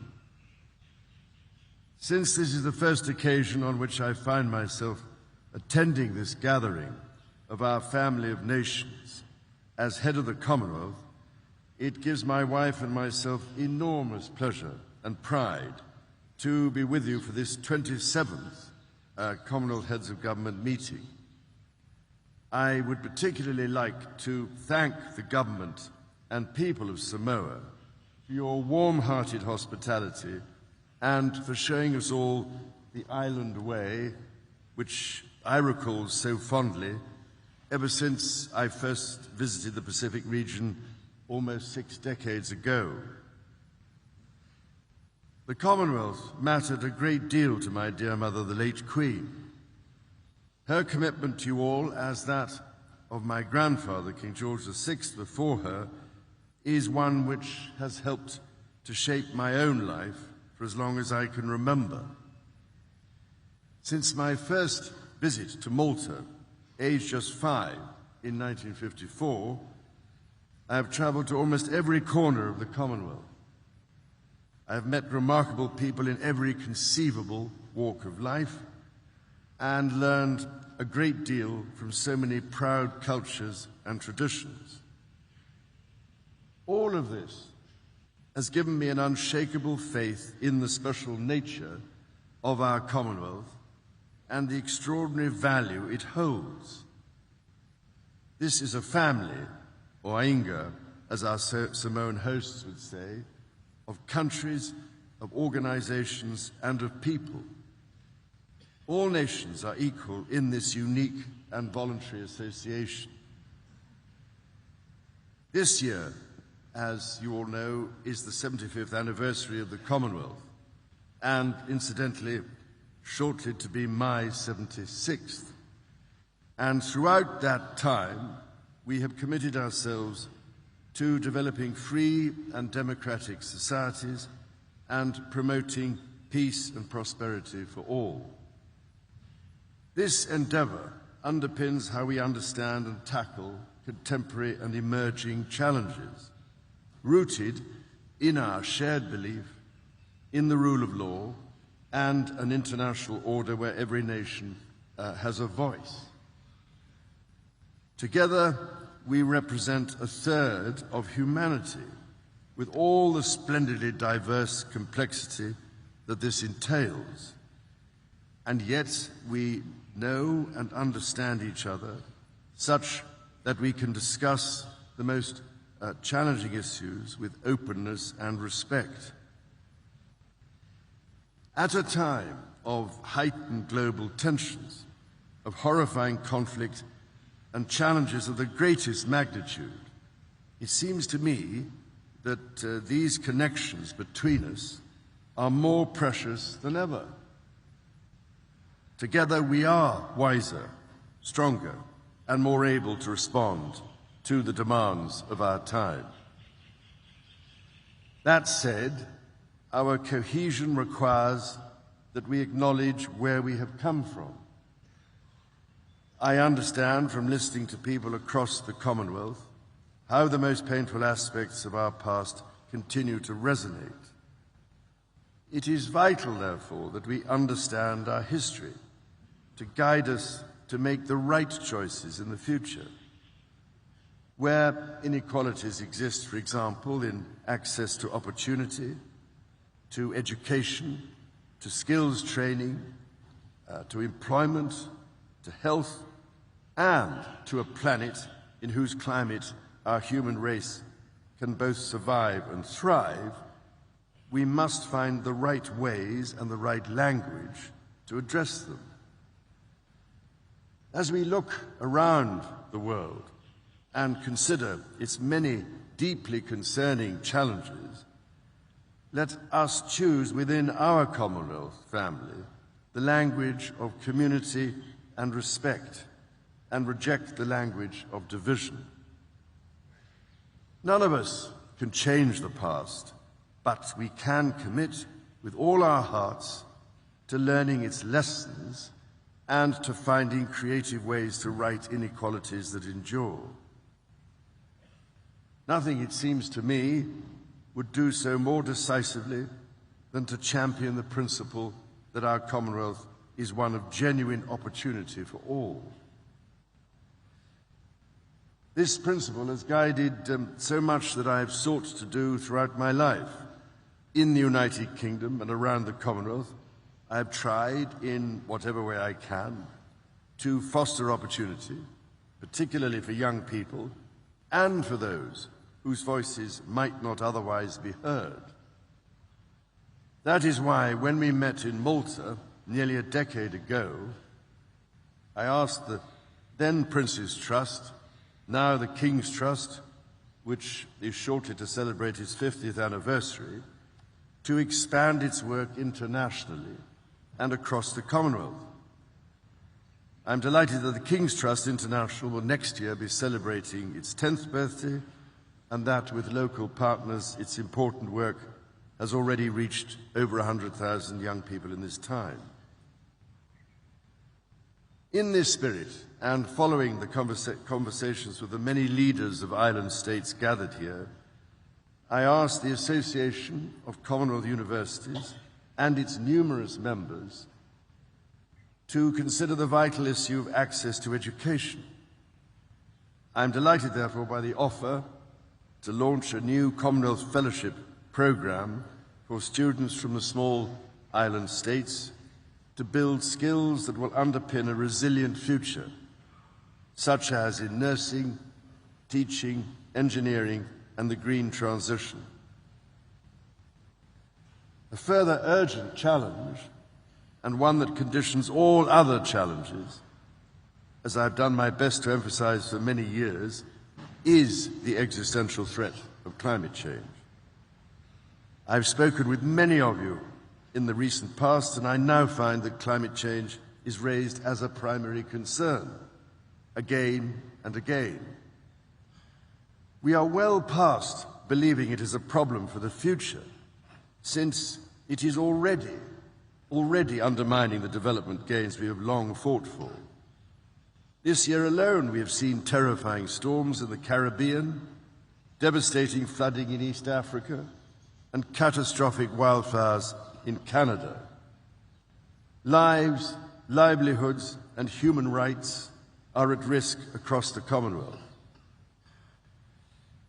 I can only offer every encouragement for action with unequivocal determination to arrest rising temperatures by cutting emissions, building resilience as far as possible to both the current and forecast impacts of climate change, and conserving and restoring nature both on land and in the sea. If we do not, then inequalities across the Commonwealth and beyond will only be exacerbated with the potential to fuel division and conflict. Over many years, it has become clear to me that public finance, while crucial, will never be sufficient on its own to tackle all of this, let alone achieve any of the United Nations development goals, especially in the time frames required. The Commonwealth, therefore, has an opportunity to work together with the private sector and civil society to unlock private sector capital for this mission, and in so doing, promote trade and investment and opportunities for young people. I was encouraged to hear yesterday from leading members of the private sector that they recognize their ability and indeed their responsibility to aid and invest in climate transition, in resilience, and in nature restoration. I do hope that in your conversations you are able to answer some of the key questions to achieve this aim, from how to address barriers to investment, to agreeing upon routes to use public finance to encourage private investment, and crucially, how public-private civil society partnerships can be forged so that such arrangements are fair and transparent for all. If, ladies and gentlemen, the Commonwealth can succeed with this endeavour, then it will be an indispensable example to the rest of the world. Together we can expand opportunities across this family of nations to build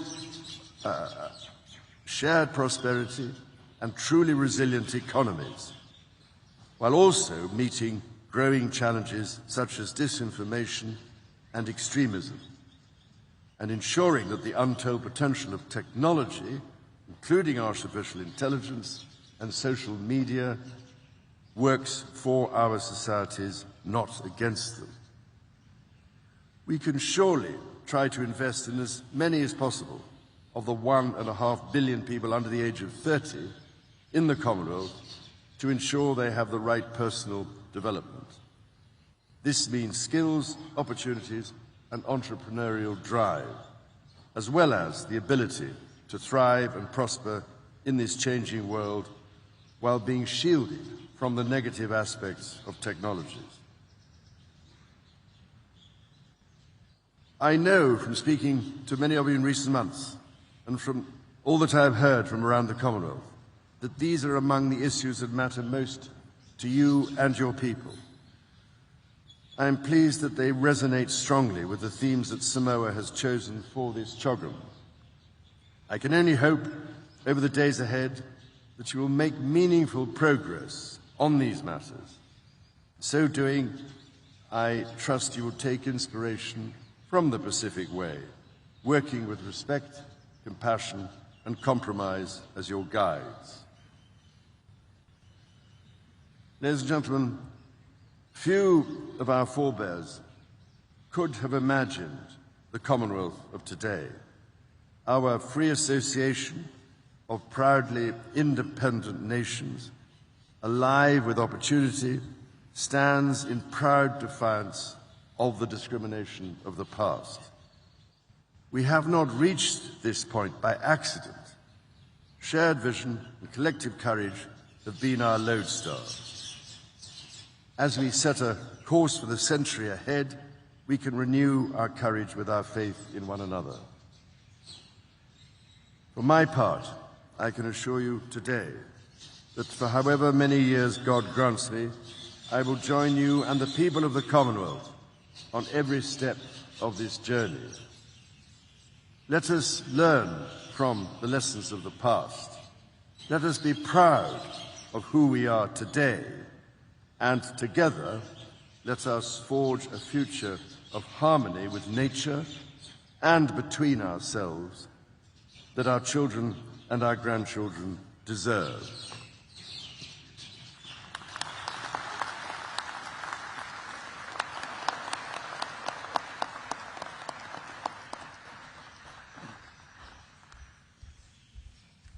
Your Majesties, Excellencies, special guests, distinguished guests, ladies and gentlemen, I am delighted to introduce a performance by our youth under the leadership of the Matavai Pacific Cultural Arts and our choirs from the Ma'alua and Piula Theological Colleges. Our youth and our two theological colleges would like to portray our diverse, unique, but resilient cultures and traditions of our Samoa and our Pacific region. Enjoy.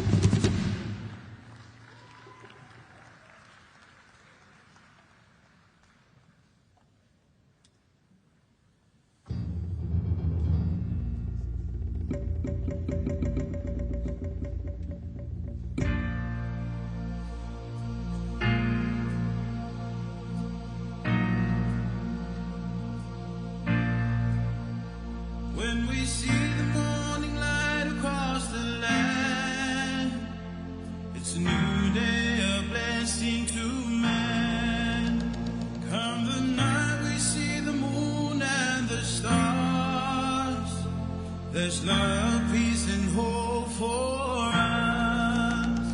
There are glitches as we travel on in our journey today, come tomorrow. We are gathered here, the Commonwealth we are, to save our Commonwealth and future. Save it, save it,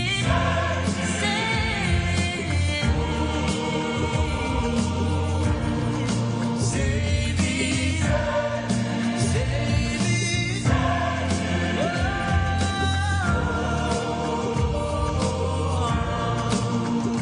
let the beacon of hope shine on. We sing it, we stand for. With the strength that defies, we'll rise up despite our fall. In resilience we go on, and transforming our world as we move on. We provide and share for now and beyond. The special and mutual cause, sharing,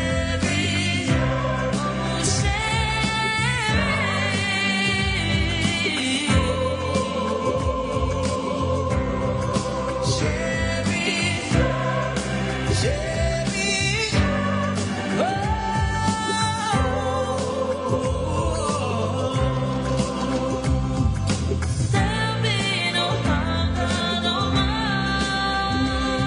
more crisis, diseases, no war. Let me see every people rise in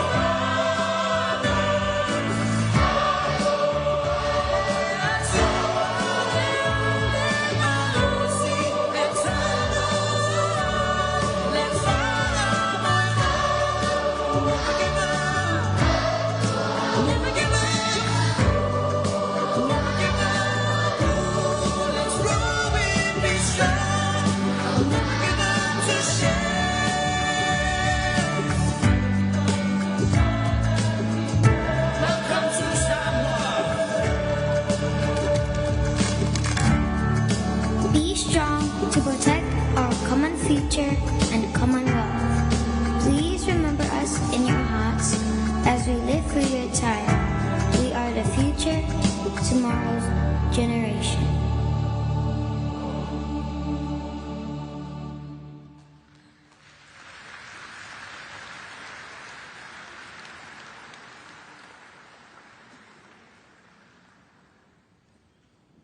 Your Majesty, Excellencies, distinguished guests, ladies and gentlemen, we have now come to the end of our program, and I hope you have enjoyed the short entertainment.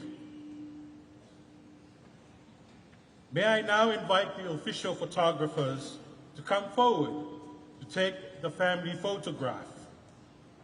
The first photo will be taken whilst the leaders are seated.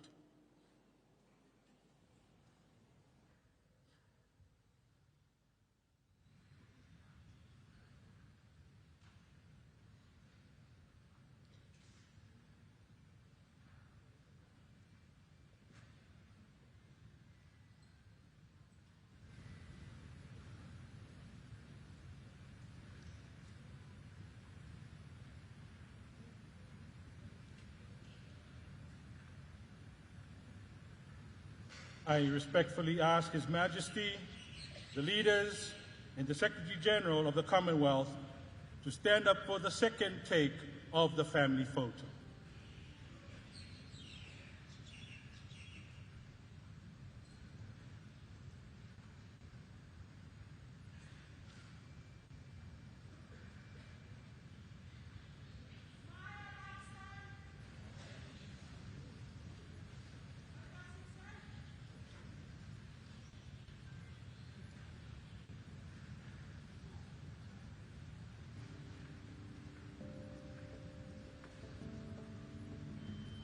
Thank you. You may be seated.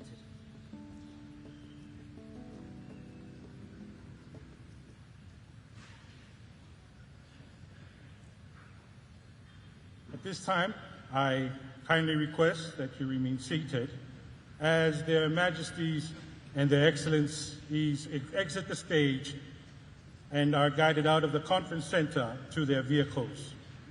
We wish them well on their deliberations, and especially when the executive session and the leaders retreat. At this point, I would like to ask their majesties to depart from the stage.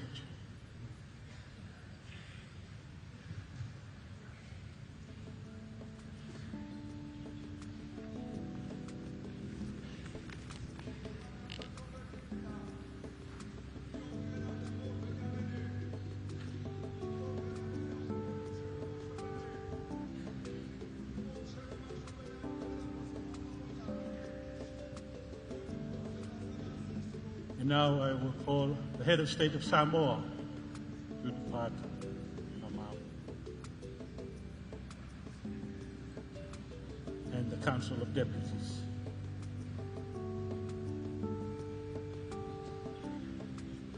May I ask His Majesty the King of Eswatini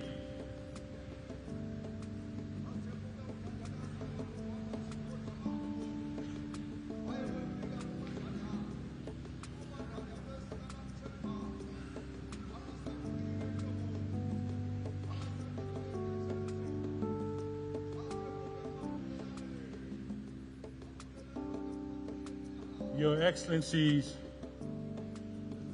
our leader from Rwanda, Samoa, and the Secretary General.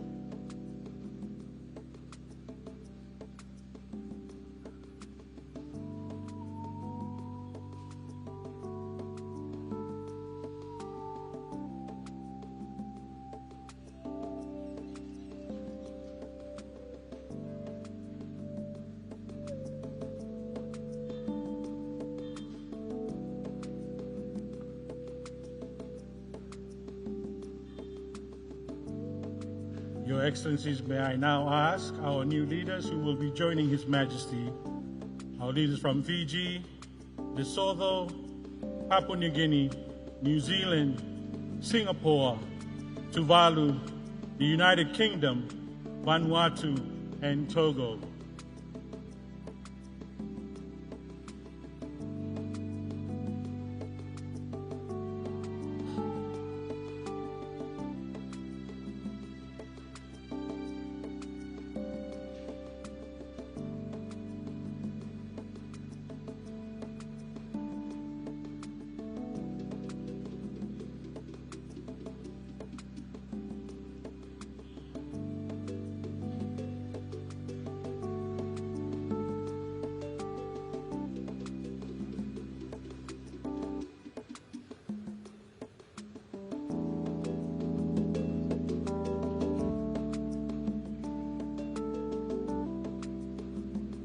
Your Excellencies, may I now call upon those who will be joining the Secretary General at the luncheon.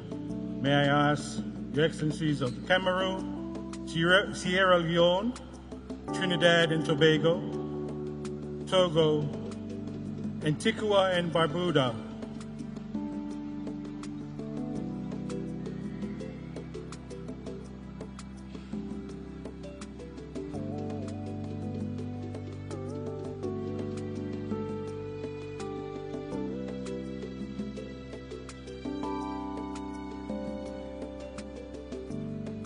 may I now call upon Ghana, Australia, Brunei Darussalam, Dominica, Malta, and Maldives.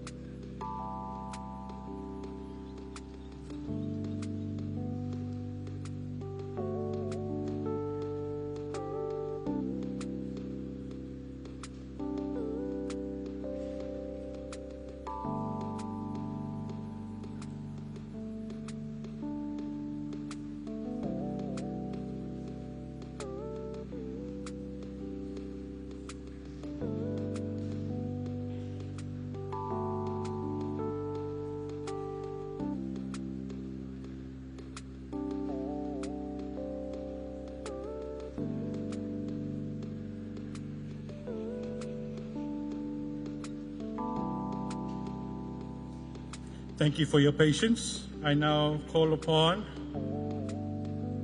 South Africa, Uganda, the United Republic of Tanzania, Guyana, and Tonga.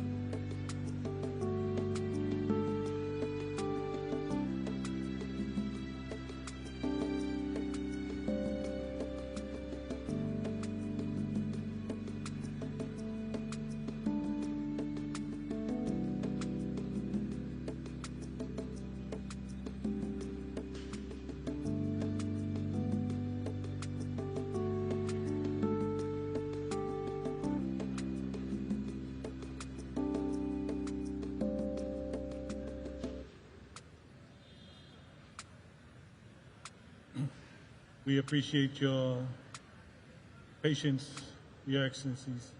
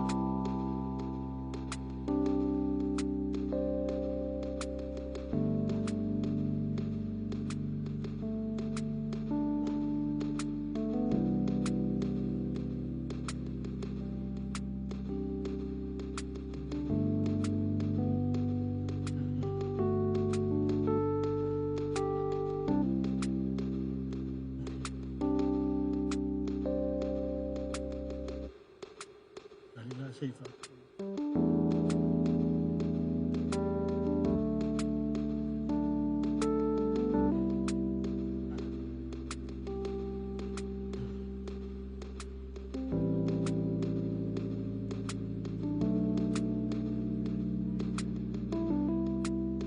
Our sincere apologies. We're just trying to coordinate with our transport, making sure our cars go out on time.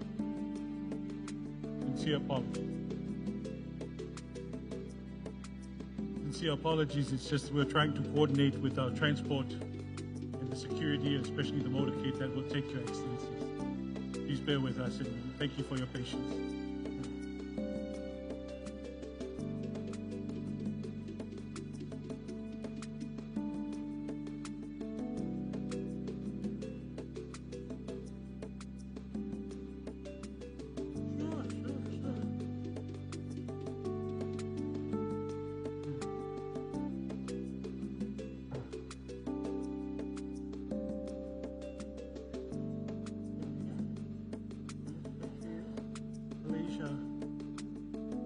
Your Excellency from Malaysia and Barbados, your vehicle is here.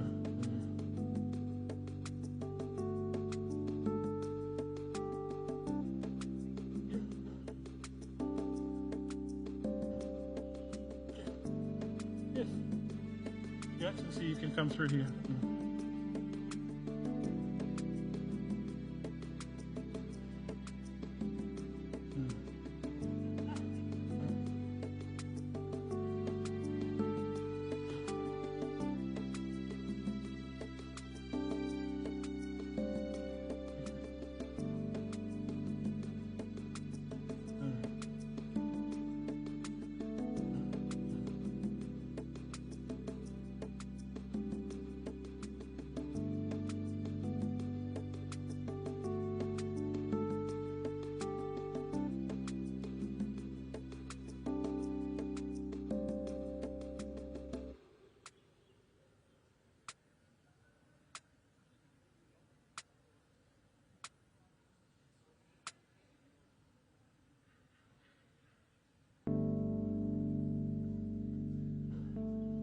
Yes.